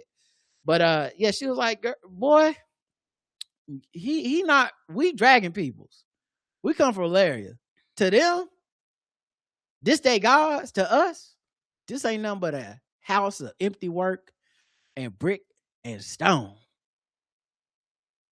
And then the pastor was like, this the church. This is sacred ground. This is sacred ground. This is where we go for refuge. And Alan was like, yep, stab. Stab. And as he stabbed, that's why Alan get to stay in the rooms. Mm-hmm. Cause he give her sage advice. He do as he told. He was like, I'm doing my job. Needed. I mean, he got the job, and he's a guy that does the job as best. He's a good worker. Yeah, that's why Corliss loved him. As the second in command, because he was like, you just do your job. I don't think it's about any allegiance or like. I don't even really. Sadly, in some ways, I don't even think it's about getting his name. No, I don't either. Now, this was proof that Rhaenyra does use people in the way that Rhaena accused her, because up until now, she like, you Alan a hoe, Alan a hoe. The second she need this nigga to kill somebody, like, your blood is the original Valerian, pure, all the way strong, all the way like me. You. Oh, so now you Valerian.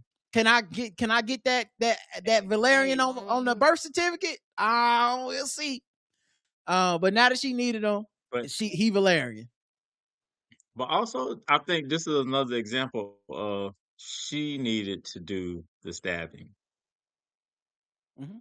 Like, instead of somebody else doing it, I think it's why people still pop off at her, because it's like, you won't bust a grape.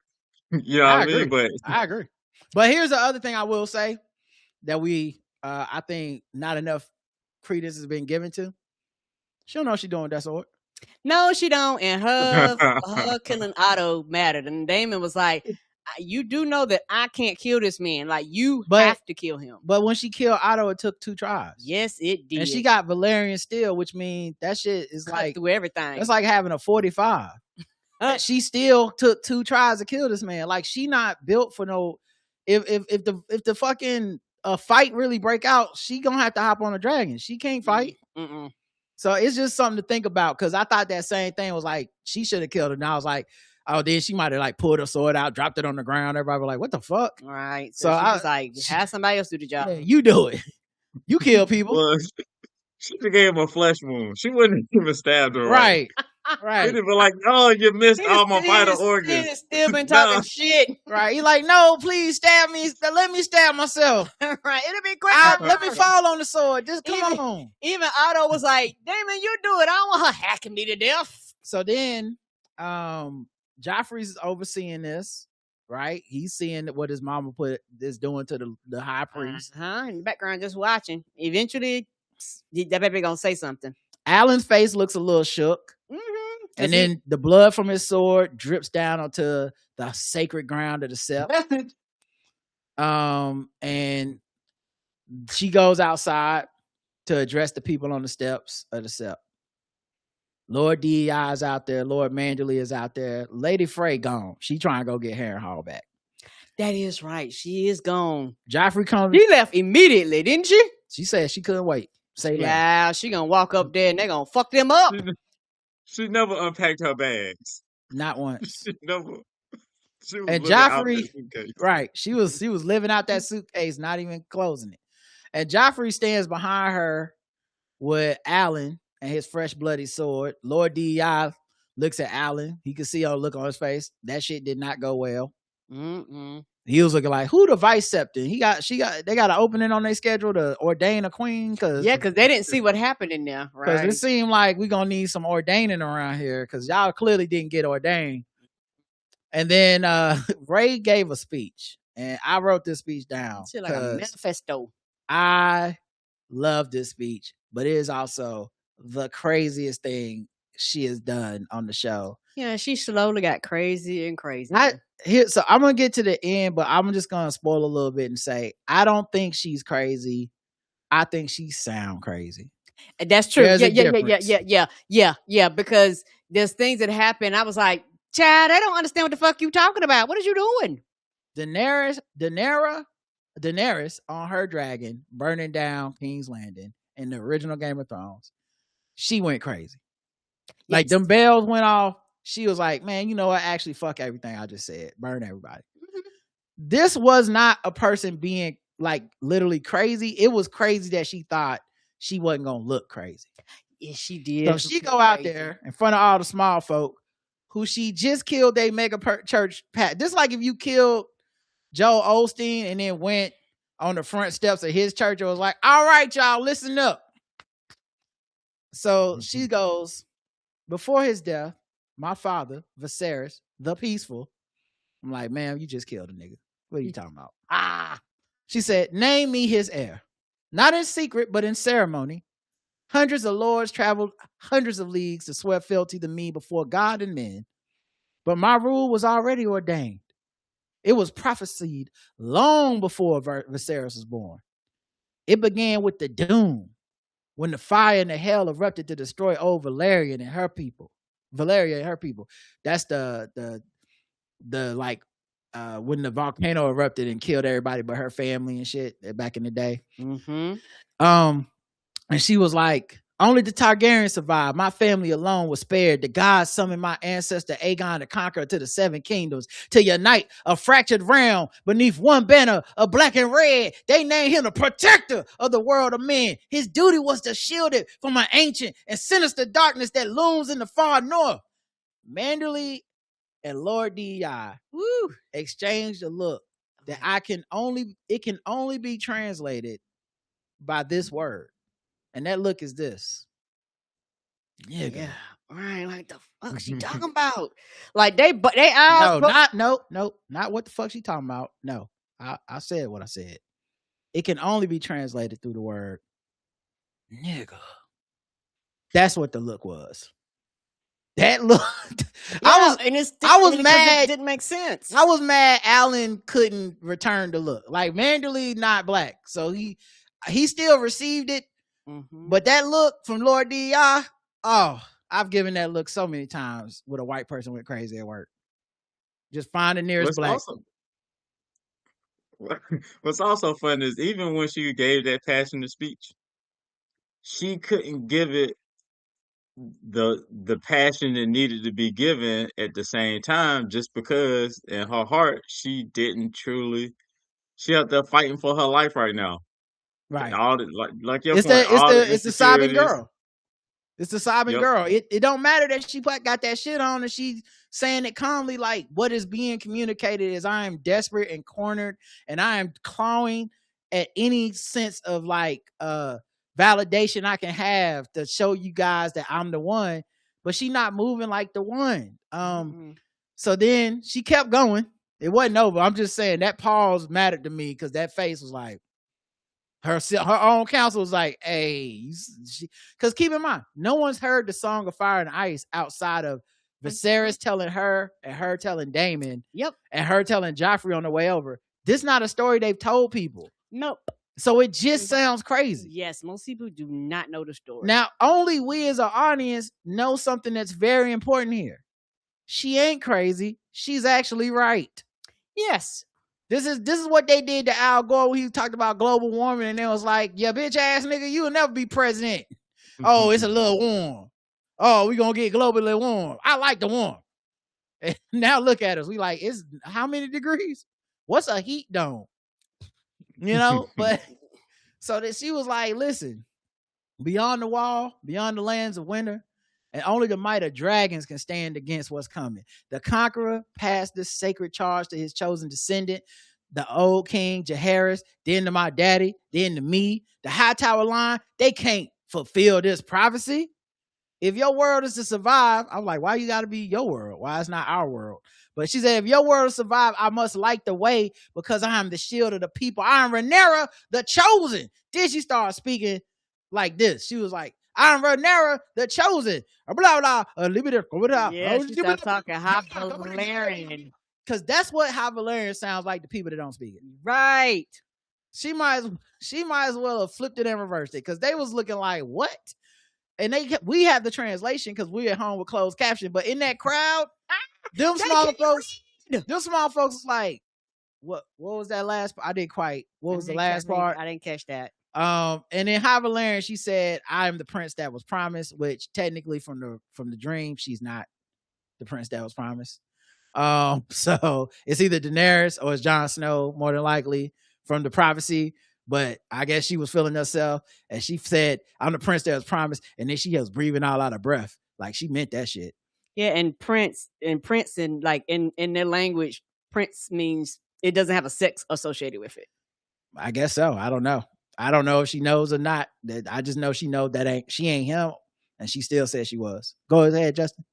When she went out there to give that speech, I originally was like, oh yeah, she about it. You know what? She might be fit for queen, and she might be able to maintain it just because she like ruthless it is. Y'all will obey me and respect me one way or another. I will be the queen. That like it is what it is. By force, that's how I started this, so it'll just continue to be by force. Why do you need white man paperwork? Lord have mercy. That's basically what she was saying. But at the end, I said, oh, Charlie Brown, Lucy is about to take this football from you, and you're right where you think you got it. Here's how I felt at the end of that speech. What you just said is one of the most insanely idiotic things I have ever heard. At no point in your rambling, incoherent response were you even close to anything that could be considered a rational thought. Everyone in this room is now dumber for having listened to it. I award you no points, and may God have mercy on your soul.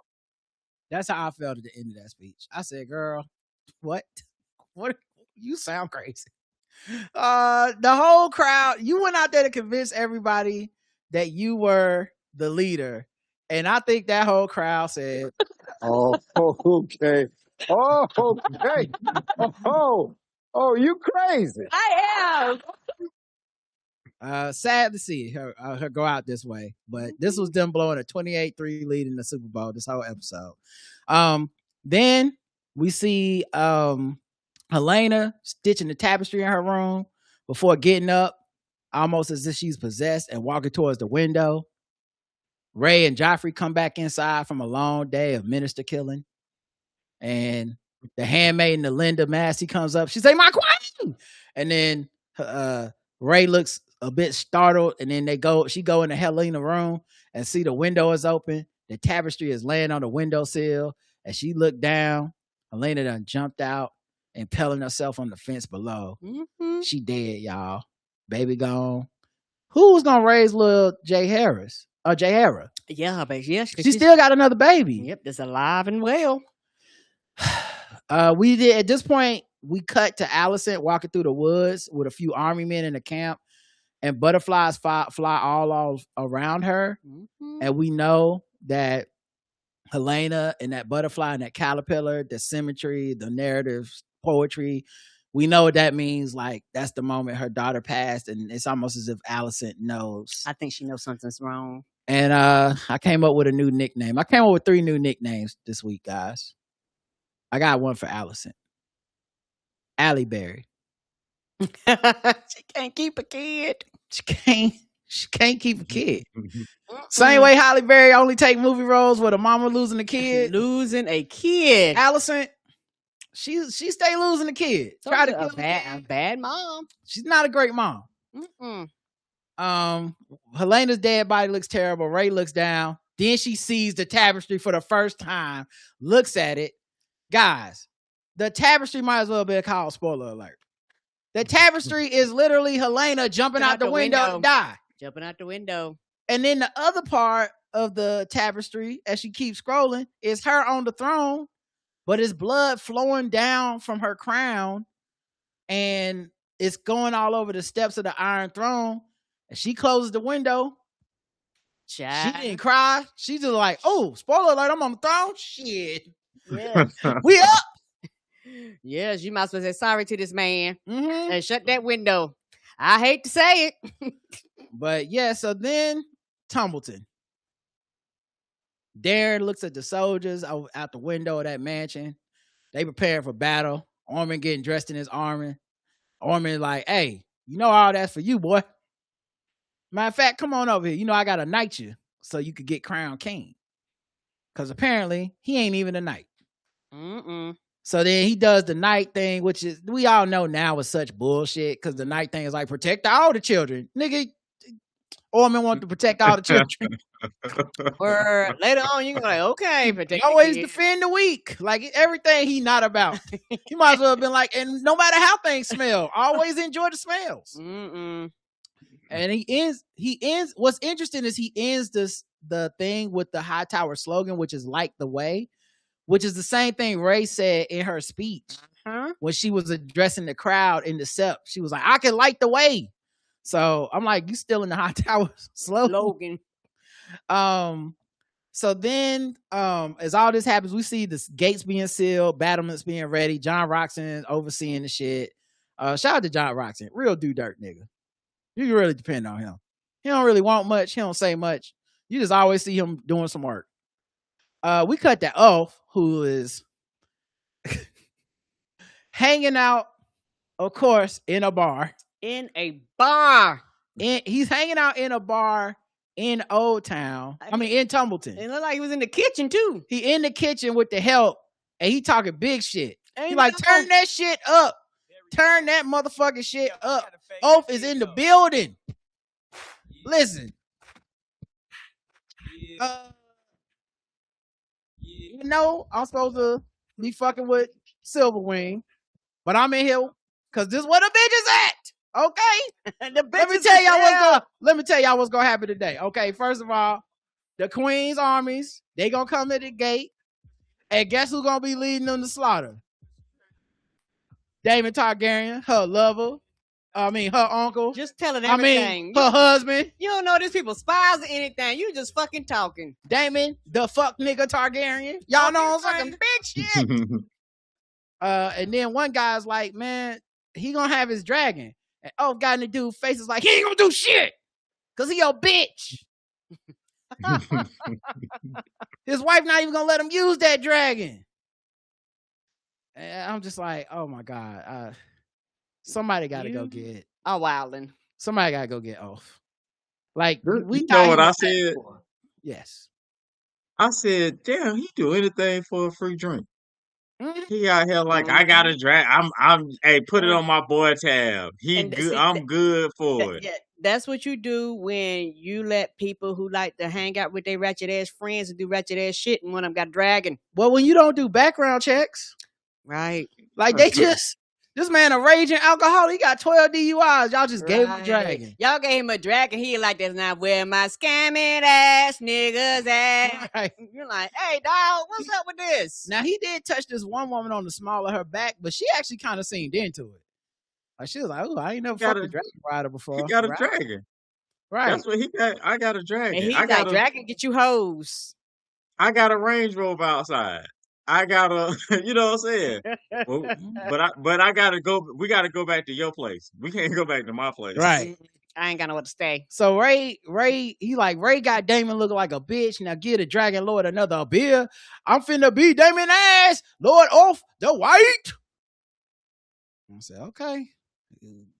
Maybe the plan of depending on Ray's Dragon Rider, who she can't depend on, is not as good a plan as I had thought it was. That's literally what I was like.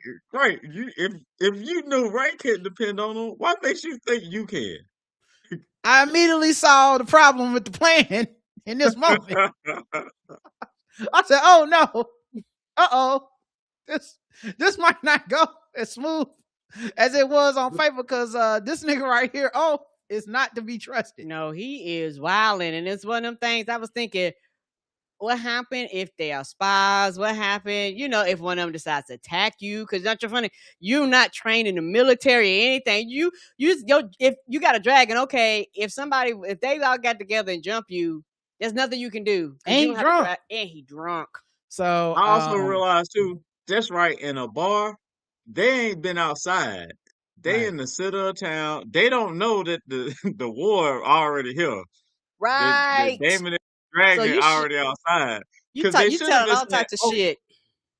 Oh man, don't you need to be outside on your dragon right now? Like the fight. That's what I'm saying. But that's the thing though, Justin. He was telling them that they was outside. I'm like, why ain't somebody be like, yeah, it sound like you got somewhere to be, right? Right, it ain't with us. Right. This nigga's literally like, yeah, so we literally they gonna pull up right now. Don't worry about it though. So then like I said, Gwen and Darren look out from the wall. They see the big ass army. Darren's like, how we supposed to face all these niggas? Mm-hmm. And Gwen says bravely and pointlessly. And you gotta remember, Gwen has been on some adventures. Gwen has been on some teams that have been tanking for the last several seasons. Yeah. He knows what a tanking team look like. Yes, he knows what a losing team looks like. And he like, man, we ain't finna do shit, okay? And then as they talk about it, we see them putting children, literal little boys, on the front lines of the wall with sticks and shit. And them costumes with the little right, the little motherfucking shield. On purpose. To be Captain America. Bro, it's like Fisher Price, My First Shield. They put them little kids out there, man. Did they make the shields themselves? Did they do arts and crafts for they sent right? They got little macaroni shields and shit. Yes, they do. They got turkey cut out drums. Right. They got paper swords. What are you doing? They got to kill people with the safety scissors. Right. You can't even cut with them shits. And so he was like, put the kids up front so that they can see them. So they know not to burn us down with the dragons, or they're going to be burning all the kids. And John Roxon comes over to Orman and was like, hey, man, anybody seen Oath? We ain't seen Oath. And Darren couldn't hear it, but he looked over there and seen them talking, was like, something wrong. Cause he knows him. Just the way he responded, he was like, something ain't going right. Well, the way that the way Orman's been talking, him and Gwen know Orman not telling them everything. Yes, they know they out the loop. Yes. Like, cause just everything he's saying, they gonna lose the war. But it's like he must got something. And Gwen was like, when Darren said something wrong, Gwen said, yeah, we all gonna die.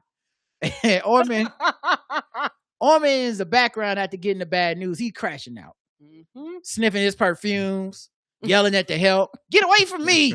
Such a bitch. And then the kids are like, hey, can y'all let us go, please? And ain't nobody listening to them. They don't want to be there. Nobody listened to the kids. And then Darren was like, I'm gonna have to get on my dragon. And Gwen's like, nigga, for what? You got a little ass dragon and they will kill you. Right. You've never really been to war. What are you doing? And he goes, yeah, but at least the people won't die in vain. They dying in my name and I'm just gonna be back here cowering. Like, nah, I gotta do something. And Gwen was like, I don't know what we really can do other than fight or flee. Oh, wait, I thought of something. Damon pulls up on Caraxes outside, flies over the city, let them know he there. And it immediately stood out to me.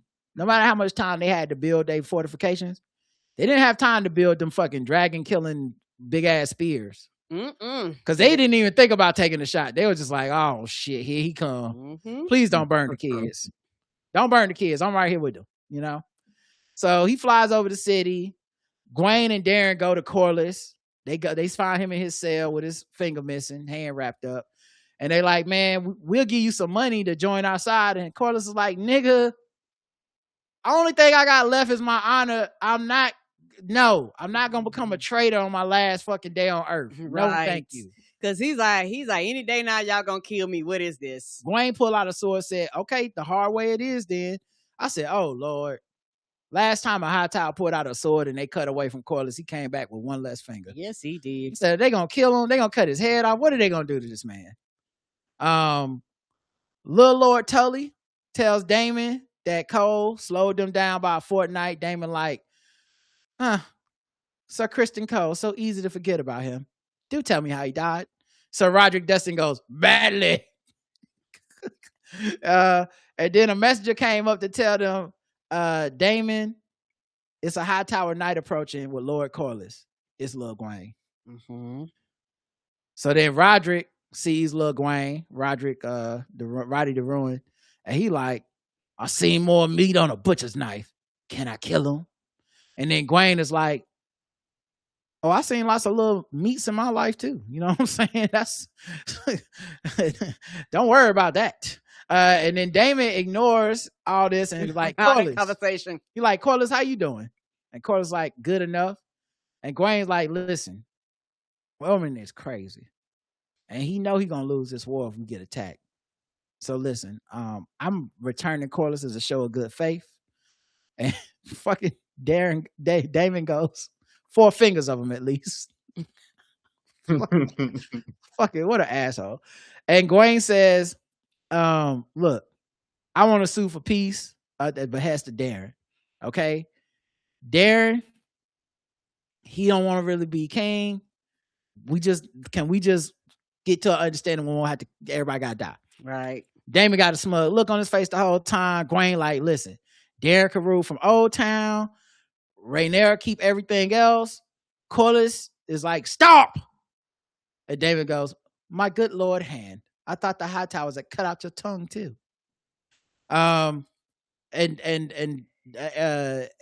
Corliss goes, Hightower's not wrong. There's still houses that believe a woman can't rule. And Damon's like, that was your wife. My wife got 6 dragons out this motherfucker. We good. Nah, she can rule. Corliss is like, well, the great houses still hesitate. She got dragons. Nobody feels safe because they ain't safe. Because he put out negotiation skills. We're still warring. We're still killing people. Aegon and Aemon got their dragons. They run around the street somewhere. Give Darren Old Town. Name him Lord Paramount of the Reach. He'll never be king. Him and his dragons could be wardens of the South. Lil Gwen goes, nigga, that's not even what? That's not the plan. That's not what I was talking about. Corliss like, shut up, man. Let me do what I'm doing. Right. I'm trying to make it what he'll agree to. He ain't gonna agree to whatever bullshit you coming in here with. He like, Damon, let Darren marry Rhaena. Combine your houses. You could bring the West and the Stormlands to heal. Like you have peace in the realm. And Daemon's like, and what's gonna happen when Aegon and his newly renewed dragon hear about this shit? He just gonna be okay with it? What he gonna think? What? And then he looks at Gwaine, who did not know that Aegon had come back. No, he did not, because they've been in Templeton. Immediately complicates the whole Darren succession thing, because like now Darren isn't even like, he was already skipping over Aemon. Mm-hmm. Now he will be skipping over Aegon and Aemon. He's like, oh, that's God. not happening. And so he's like, oh, you didn't know that? Was that news? So tragic to see brother against brother, which is highly ironic, because we literally saw Daemon against his brother Viserys for the first season and a half of the show. Corlys is like, look, if them niggas come back, at least you and Darren, y'all will have a same enemy. Like Aegon and Aemon, y'all will both have incentive to keep them off the throne. And Daemon goes, oh, I didn't take you for a traitor and a bitch, Lord Corlys. And what's in it for you? Daemon, this sound device. Daemon. Sound device. Very, very, very sound device. But he came to kill some niggas. Yeah, he was like, I didn't come out. He didn't put that shit on so they could talk about it. No, he did not. I didn't get dressed for this occasion. Not to put blood on it. But I interpreted that as you can still kill niggas, just not them two niggas. Like because they also don't feel safe with the Hightower dude, whatever his name is. I hear what you're saying, Justin, but keep in mind he don't know that. That's number one, and number two, and I think this is a very important thing not to forget. He want to kill them two niggas too. He like killing. I like killing. He want to kill some Hightowers, my man. She got me in to kill. Right. So what's the point of having a gun if you're not gonna use it? If you can't shoot, right? So he was like, I'm a gun. So he was like, Corlys is like, Daemon goes, what's in it for you? And Corlys is like, I don't know, peace. Right, because I really do think him watching all them ship sinking shit, he was like, hey, this is a lot. Yeah, he's like, not killing every fucking body in town, maybe that. And Daemon goes, he goes, peace. And then, what do you want from this war? You want peace or a mountain of dead Hightowers? And I said, damn it, you lost the argument right there. You lost the argument right there. You had everything going. But then you say in court, never ask an open-ended question you don't know the answer to. That nigga said, you want peace or dead Hightowers? And Daemon was like, of course, dead Hightowers. Yeah, that's the choice. What are we doing? You know what dead Hightowers sound like to me? Peace. Yep. He also messed up not going to a private area having that conversation, because he had that conversation out there in open court with the peanut gallery. They didn't have a choice because he dragged them out there. But they could have asked, "Hey, can we talk in private? Let's talk in private. Like we need to have this conversation in private." But also, Justin, like low key, that feels like a moment where those soldiers was hoping he would listen. Like other than the Winterfell cat daddies who just came there to die. I feel like them Riverland people been marching so long, he would have been like, you know what, let's get a piece of shot. They were like, oh, thank God. We've been waiting for this the whole time. We're tired of fighting. Oh, well, Corlys been this whole time. Put this nigga, put him in the best tent. Right. Okay, take his cuffs off. Anyway, he's I brought the wrong shoes. Right, I want dead Hightowers. So then Gwaine steps towards Daemon with righteous anger. He goes, you would callously throw away thousands of lives just for... And man, this man Daemon yoked this dude up. I don't know why the camera did Gwaine so dirty like this. Yes! Why the kid? He grabbed him by the throat, but I don't know why. Okay. I don't know why the camera angle did it from Gwaine's point of view up. Yes, that's why it looked like his face, but you're right, it was his throat. He like a bully from Full Force in yes! a house party.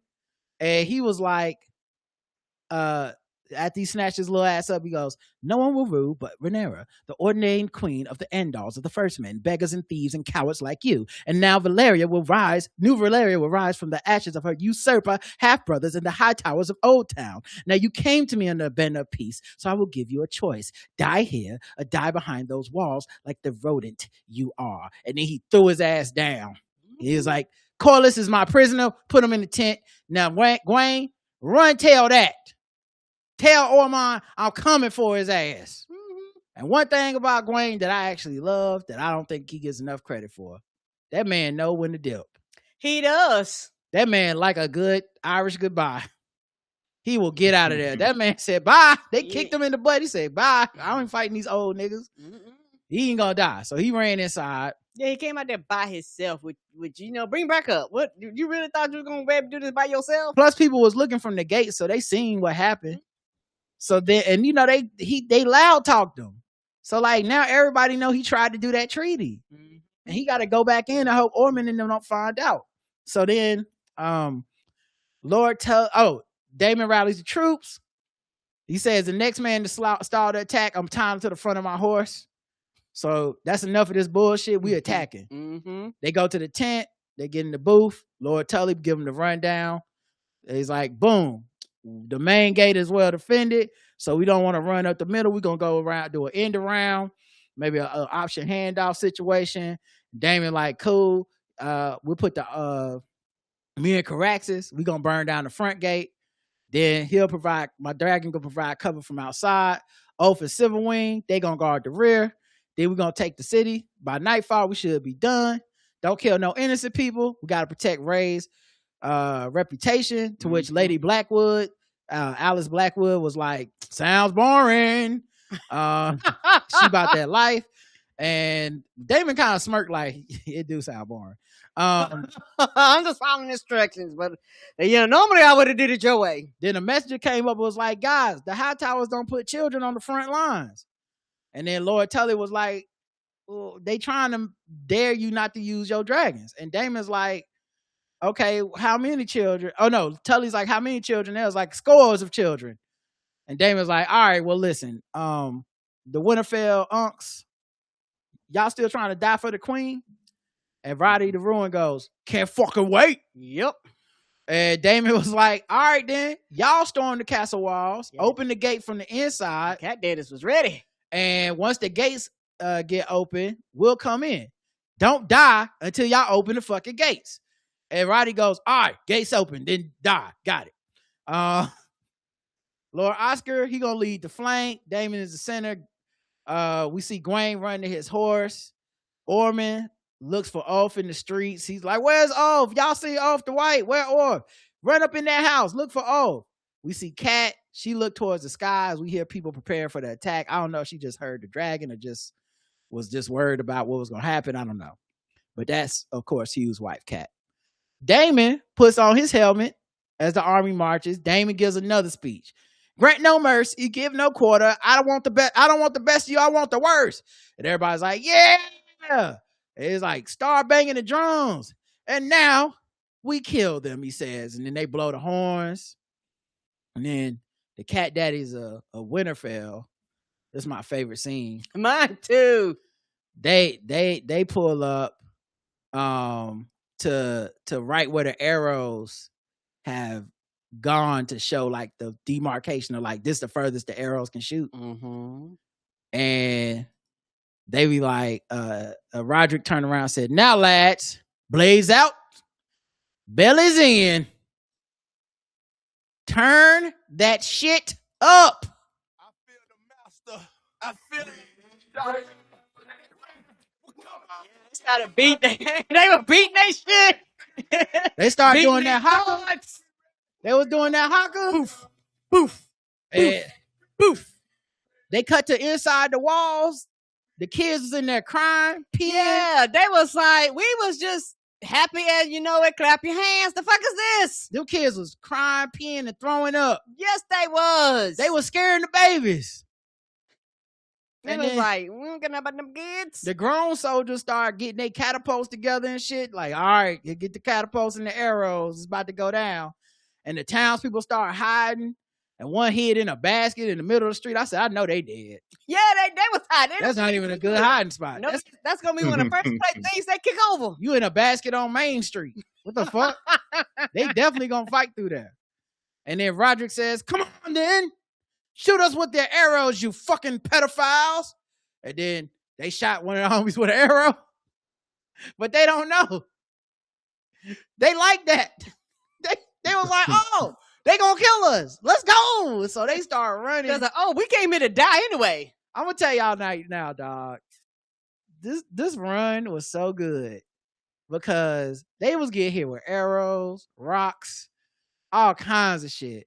And this is why you can't never get me to hate Game of Thrones. Nobody ever gonna get a budget like this for no TV show. Nope. Nowhere else. This shit looked epic. And they was running from a long way away. Yes, they was. And we seen the whole time they running, folks going down, and everybody was still running. They were jumping on top of the bodies. Go, go, go, go, go. It reminded me to never be on the front line of any disagreement. People like, no, you know what? I'm gonna be in the back. You gotta be a different type of nigga in the back. You gotta be a different type of nigga to want to be with them cat daddies. They just see life different. Yeah, they do. And, not trying to find it when people sit on their ass and don't own guns, but they talking about, well, you want a war. No, you don't. No, you don't. Because that's kind of what it looks like. Everybody getting fucked up. So then John Roxton tells Ormond, we still can't find Oath. They think he deserted. A messenger tells Ormond that the war done begun, but it's obvious because you can hear the niggas warring in the background. Mm-hmm. So he just rolled his eyes. And he was like, also, Daemon didn't accept King Darren's terms. And Ormond goes, about what terms? He was like, yeah, he tried to sue for peace rather than go to war. And Ormond looked like he wanted to throw up. And he looked real. I know they did this on purpose. He looked goofy in his armor. Yes, he does. He don't look right in it. Because he don't got no facial hair. Because he ain't never been in no fight. Right. He looks stupid. He look like he can't fight. So then Gwaine runs around looking for Darren because he knows, like, once this shit gets back, they dead. Also, he trying to get Darren out of there because Gwaine know when it's time to leave a party. Mm-hmm. He was like, he gonna find out what I did, and we both dead. He go ask the help. Where's the prince? I mean, the king. And everybody like, I don't know. The Riverland army makes it to the wall. They get greeted by hot grease and rocks dropped on their head. You see they face melting. I'm like, oh shit. I know they was like, hot grease, no. How they know my one weakness? Oh no, the only thing that could kill me. I got the same weaknesses as Candace Owens' scalp. Oh no.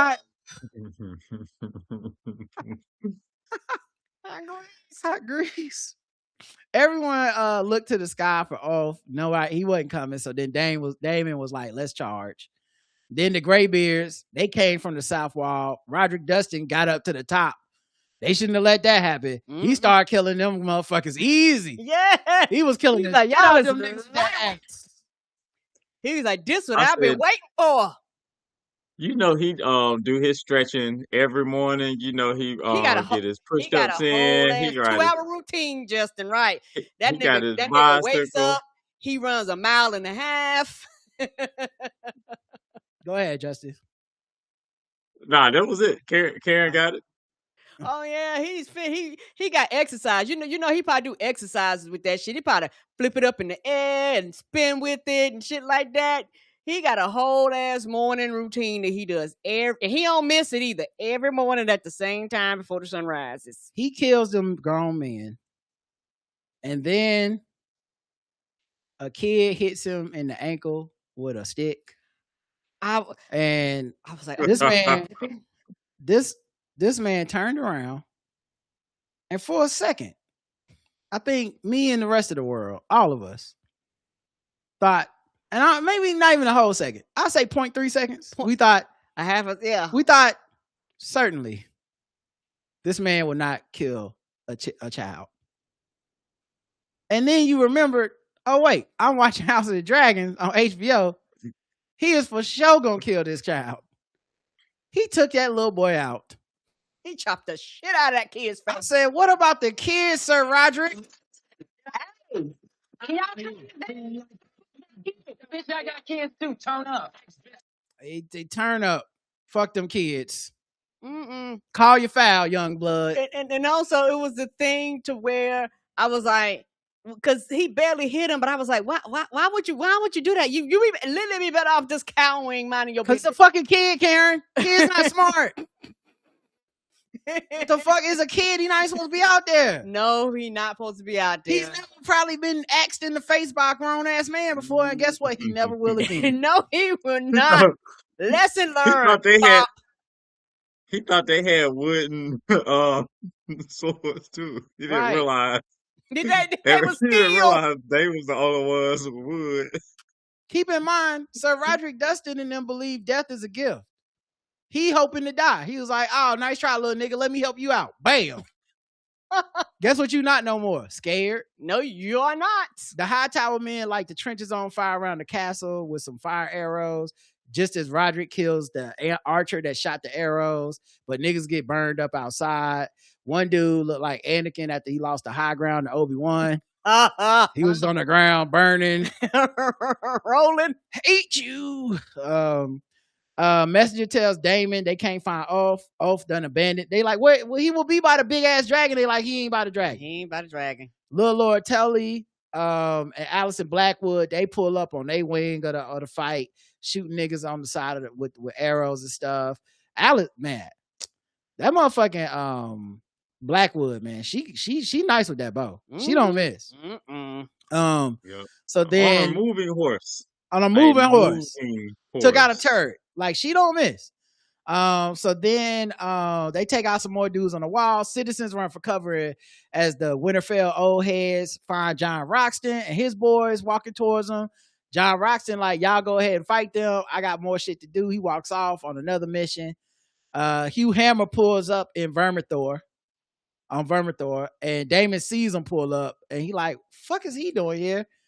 Go find out why he here. He's supposed to be in fucking King's Landing. Yes, guarding the dragon. I got all types of questions, but I don't really have time to go over there and get them right now. Find out for me. All of us know why Hugh Hammer is there.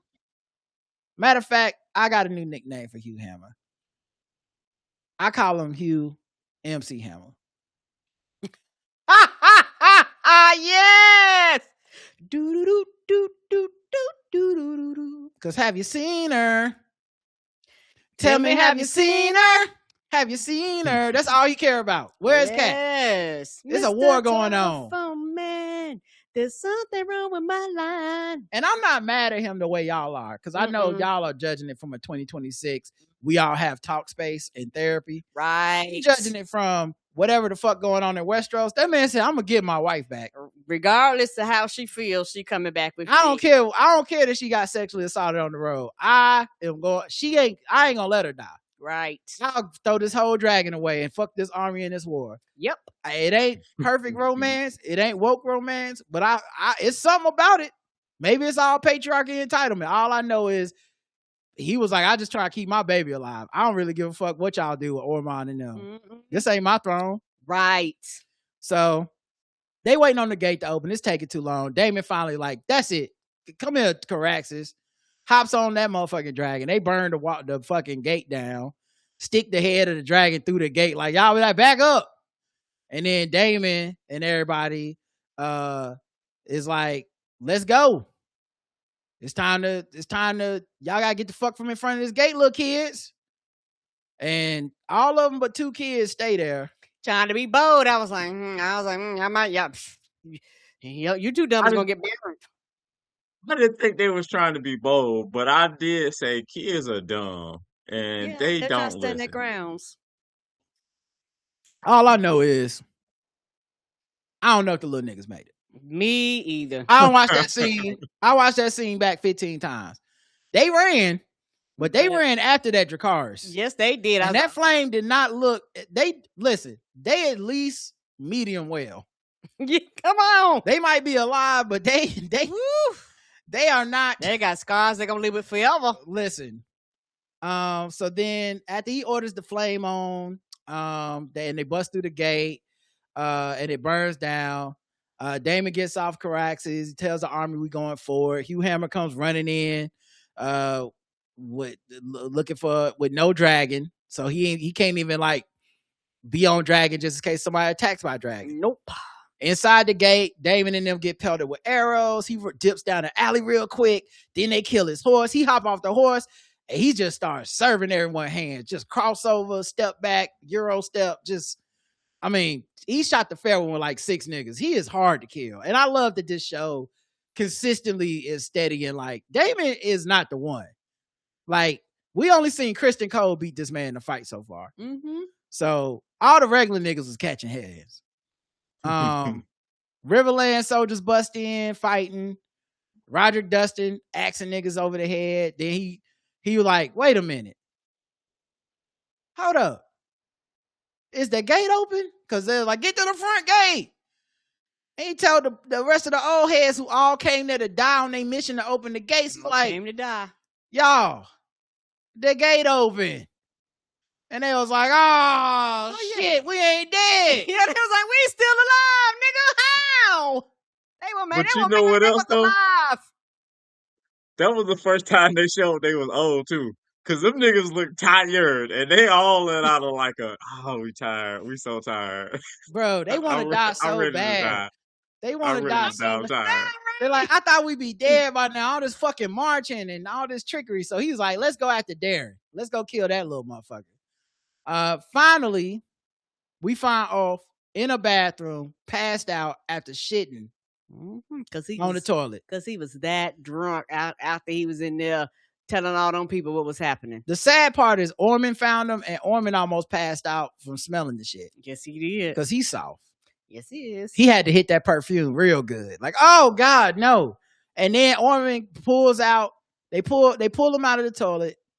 Orman gives him a beating way worse than what Damon gave him. Yes, he did. How ironic. The same way in the open, in the public, and embarrassing them. Damon slapped him one time. Orman beat the shit out of his ass. It was like, now get your ass on that dragon and do as you've been told. One thing about Ulf that I respect, though, and I know most of y'all like, fuck him, coward, traitor, whatever. We have different ways of looking at this show than you do. He gonna take his PTO days. Yes. Oh, he gonna use them all up. And sick days. And I respect the hell out of that. I don't know if that's PTO when he showed up to work drunk. I'm looking at a consistent HR pattern. sent him home. HR sent him home. I'm looking at a consistent pattern, Justin. Okay? The job need me. I don't need it. That's his motto. In King's Landing, he was like, man, we don't get no weekends at the bar. Like, they was like, no, nigga. What is this 360? What is this 360 deal you done signed me to, Puff Daddy? I didn't agree to this. He keep requesting his PTO, but it keep getting denied. That's I what I'm know. saying. Which is why he left that job, he went taking got it another anyway. job, thought they was gonna be better, and they was like, And you they will were approve no PTO over here either. Right. You salary. Get which your is ass why- back out there and work. Which is why, if you go back to my original statement, I didn't say they give him his PTO. I said one thing I respect about he gonna take his PTO. He ain't waiting for no approval. No, he don't give a damn about your approval. I'm not gonna be here Friday. I don't know what y'all do with that. That ain't my job. My job is The telling y'all others. I ain't gonna be here.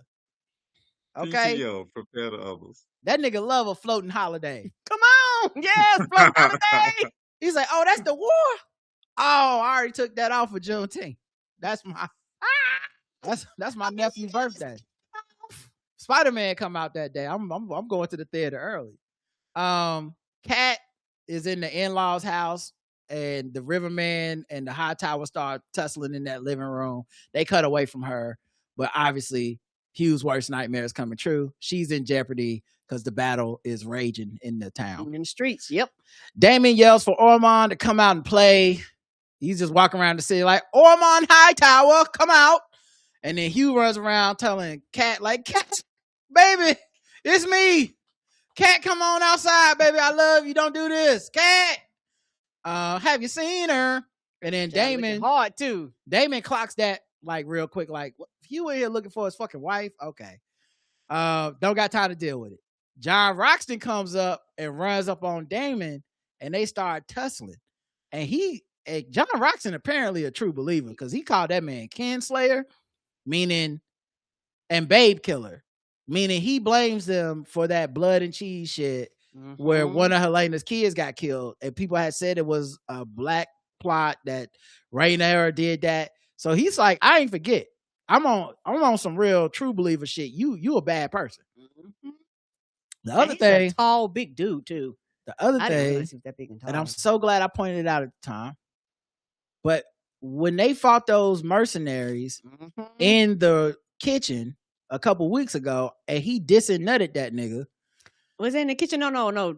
What in the kitchen? It was at a kitchen table or whatever. Oh, The point is, they was in the dining room. Then. Yes. Whatever it was, when they was ready for the smoke, his big ass pulled out that sword, and him and Gwaine got busy. Yeah. But the way he got busy was different than the way Gwaine was ducking and dodging.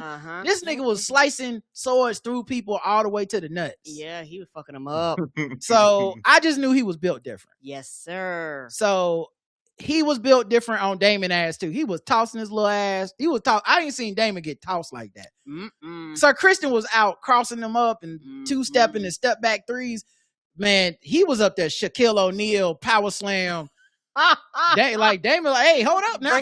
Breaking the backboard. Hey, why you so strong? Why you so strong? why you so strong? Hold on. Oath gets on his dragon, but he's accompanied by Hightower soldiers. I don't know why the messenger dude couldn't tell. But he was trying like, to give a message. Everybody been looking for you, and then the Hightowers cut his throat. Gwaine found Darren, who was trying to let his dragon loose so he could fly and go die. And Gwaine tried to talk him out of it, being like, "Don't do it, Darren. You're gonna be dying for Ormond's vanity." And then he was like, "Please, just stay." And he said it so loud that the dragon jumped at him. Like, hey, nigga, who you talking to? That's my master.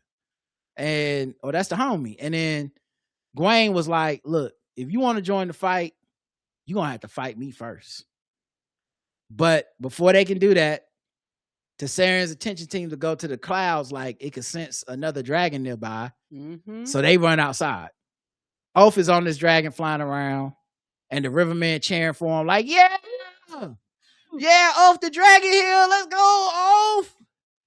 Now, keep in mind, Oath's only plan in this battle was he was supposed to watch the flank. So the fact that he's on that dragon and flying towards the battle is actually not part of the plan. No, it's not. And all the soldiers have been like, the fuck is he doing? Yes. And Daemon was not there, so he didn't see any of this. Because he would have immediately been like, the fuck he doing? Right. So he flies off on Silverwing and then turns around, U-turn, burns up his own army. Yep. Corlys grabbed his chains like, gotta go. I don't blame him. He was ready. Corlys like, I knew, man, these white people be crazy at work. John Roxton sees the dragon while he fighting Daemon, and they kind of have a pause in the battle, and he goes, there you are. Like, the plan. And then Daemon is putting it together like, the fuck you mean there you are? That's our dragon. Oh, shit. Oath ass done betrayed us. So then, Sir Roderick fights Ormond on the wall. He followed him because they was looking for him. Because Ormond and his I'm sorry, I skipped the part. So I forgot to say, Darren and Gwaine see Oath burning up the Rivermen, and for a second they have hope.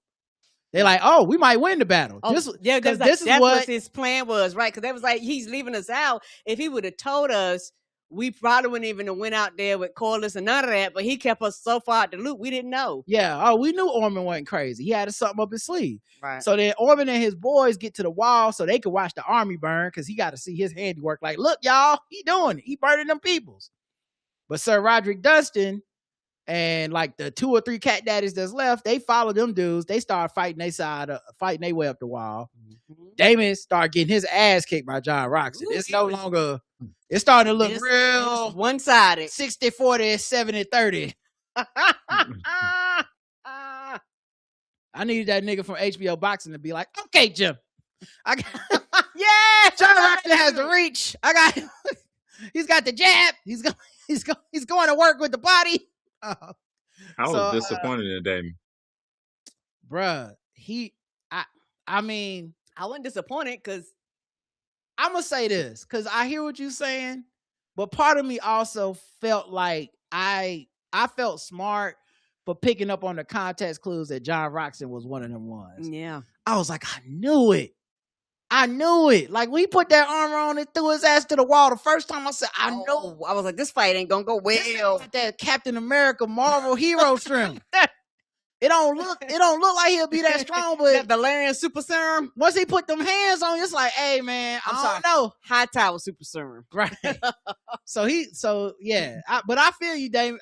Justin, I think on the surface level, I was like, Damon gonna rally. Like I kept waiting for the battle gonna turn. No, it was not turning. Well, I also, because Damon been around Steel and around people who make the covering that they have, like the helmets and all that stuff.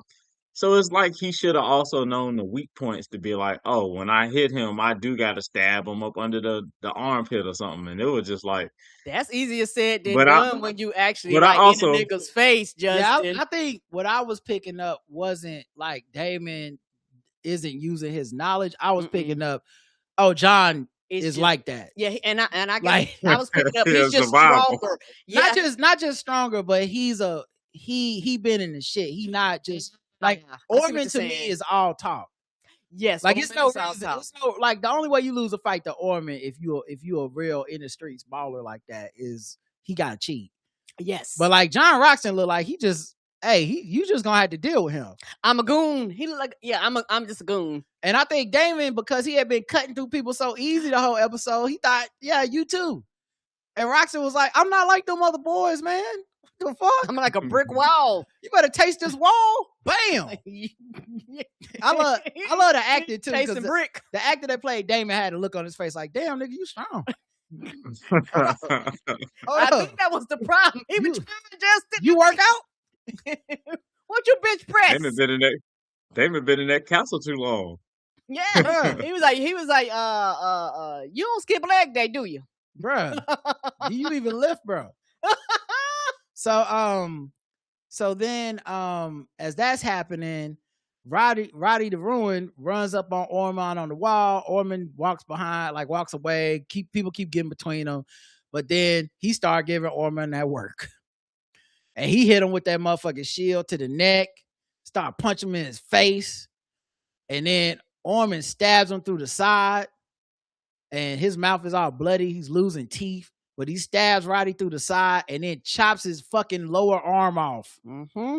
And the blood spurts out of Roddy's arm onto Orman's face, the one nigga in the earth that just can't handle it. He ain't built for that. He starts gagging. That's when Motherfucking he fucked up. Roddy punches his teeth out, and then he turns towards the wall, and motherfucking Roddy comes up behind him and sticks him with a sword through the ass. Mm-hmm. And that's not all. He then goes, that's a proper fucking by the North. Then that's not all. That's not all. Ulf spots them on his dragon after killing all these soldiers that he's supposed to be on their side, betraying them. He goes, you know what, Orman? Fuck you too. And Orman see the dragon come and goes, no. And you know he don't want to drive by a Targaryen dragon. That's the worst way he could possibly die. Mm-hmm. He hate them. Targaryens are the N-words to him. And Roderick, that's not all. Roderick starts laughing because what an epic death. And cheering. It was fun. It was two different responses. It was hilarious. He's like, I killed the main dude and I get to die by a cool ass dragon burning me alive. Yes. With his one arm. So you got no, yes. And then Oath burns them and half the damn town. He just started burning the whole He town. burning both sides. That burned everybody. Gwen and Darren, like, you know what? Gwen said, you know what I like to do in the times like these, Darren? Get the fuck out of here. Yep. Let's go. Let go. Like, if it's one, go on, get your little dragon, bitch. We got to get up out of here. If it's one thing about me, nephew, it's this. We've been here too long. Shit, I'm out. Fuck this shit, I'm out. No thanks, don't mind me. I'ma just grab my stuff and leave. Excuse me, please. Fuck this shit, I'm out. Nope. Fuck this shit, I'm out. All right now. I don't know what the fuck just happened, but I don't really care. I'ma get the fuck up out of Fuck here. this Shit, I'm out. Boy, you say, Justin, sorry, I didn't mean to cut you off. Nah, he looked around like we've been here too long. Can we We go should now, have been please? gone. Finally, are you Can you ready? stop fucking around? He looked like me at a party with Karen. I was just like, Yes. I'm bad at the signs. are we and still initially I was not. talking? It's 3 a.m. I would like to go home at some point. I would like to get some rest. I came up with a new nickname for Oath. That's right, guys. 3 new nicknames today.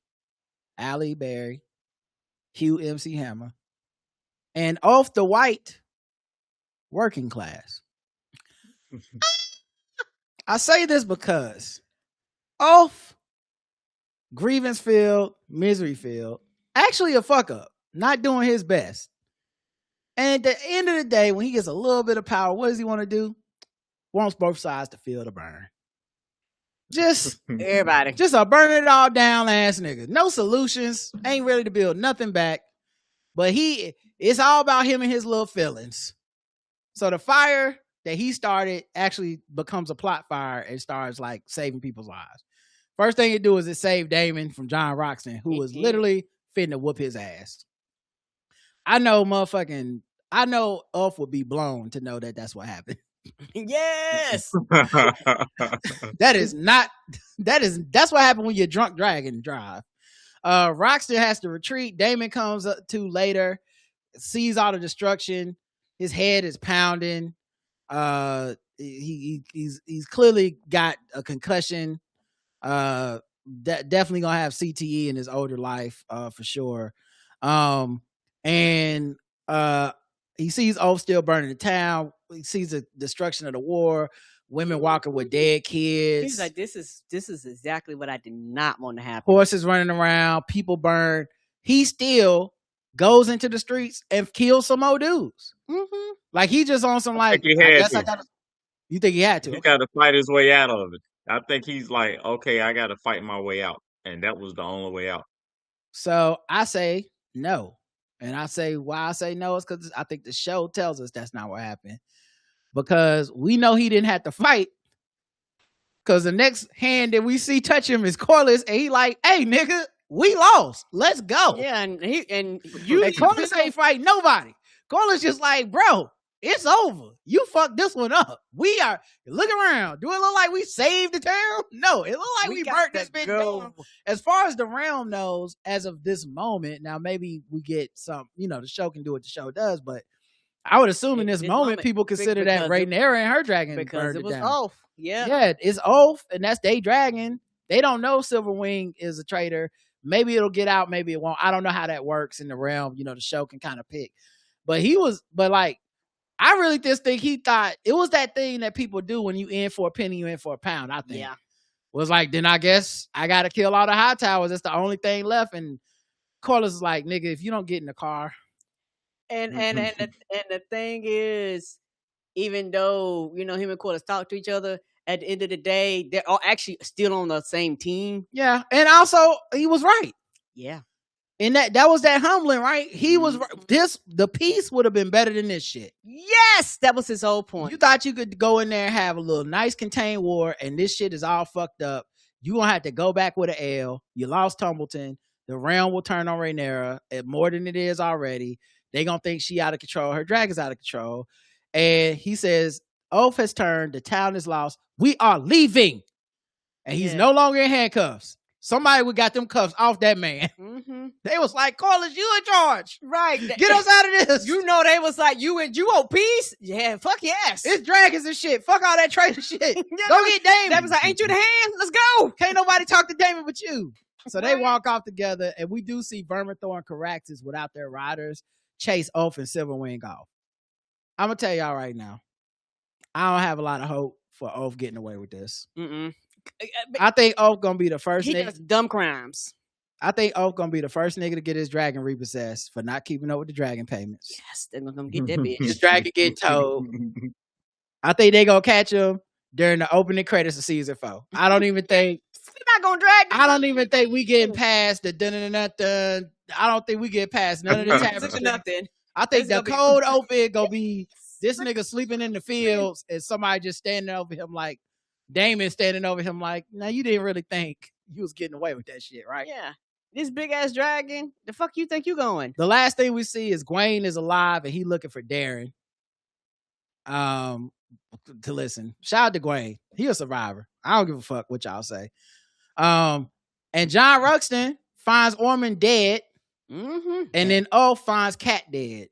Mm-hmm. So Orman dead, Cat dead, Darren's missing. Yeah.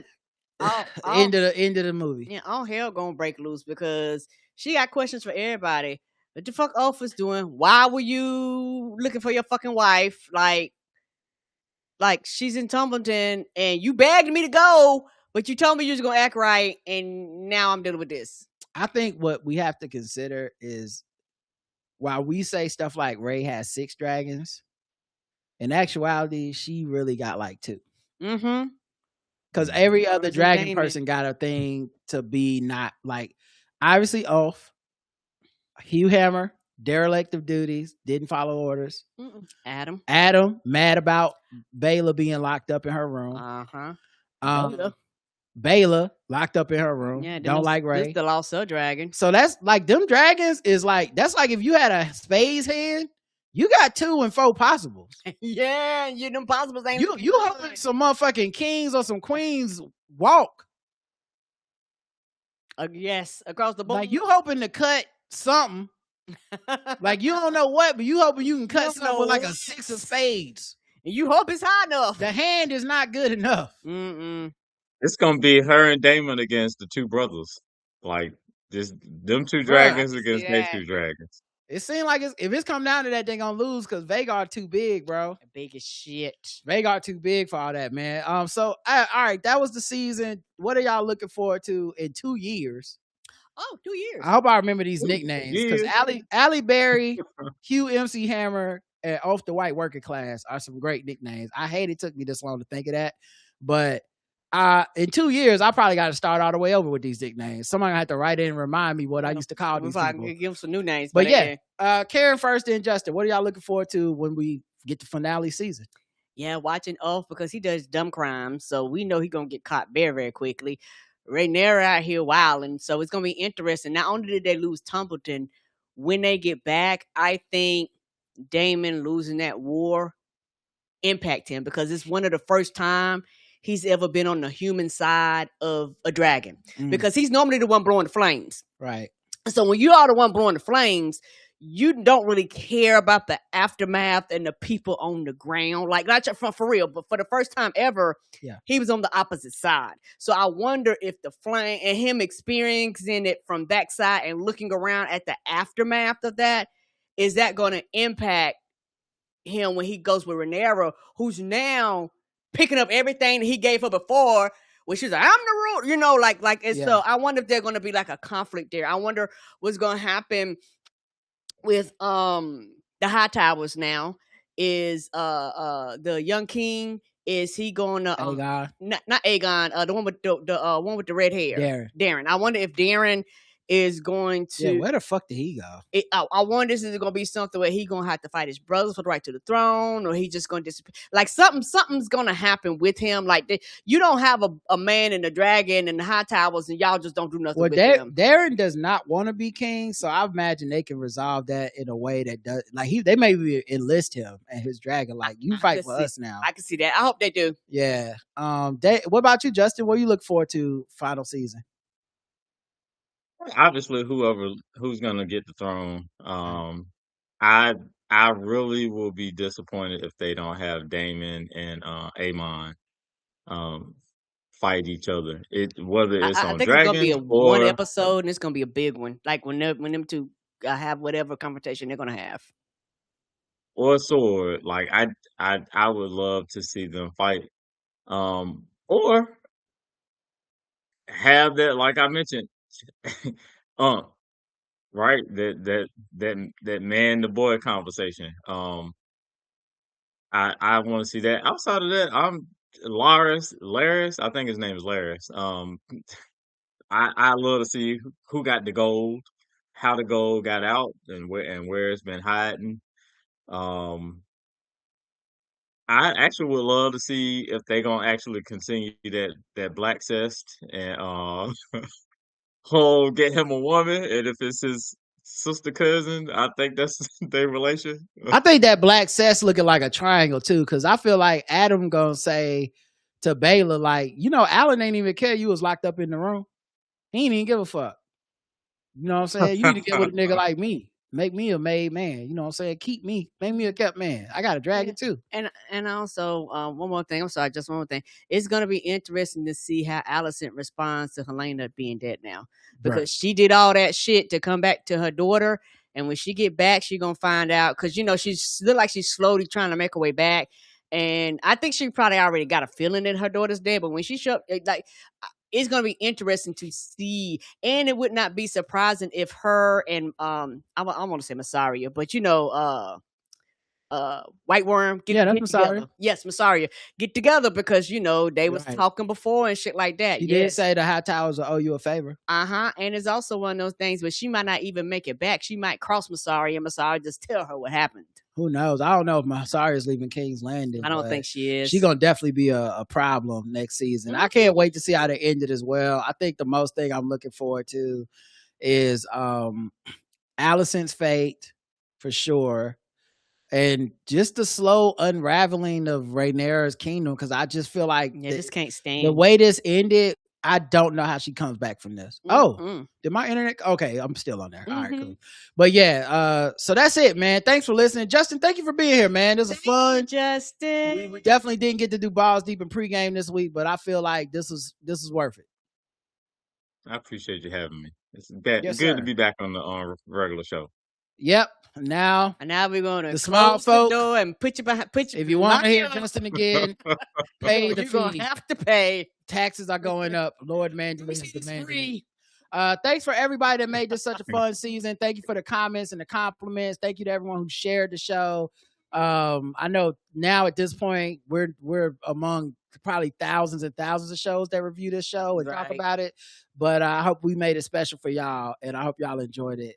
All right, until next time, remember, no Saturday feedback show. We will be in Atlanta. No Saturday feedback for the show. National Association of Black Journalists doing a panel. Right. But we'll probably get back to grinding once we hit the ground in Charlotte again.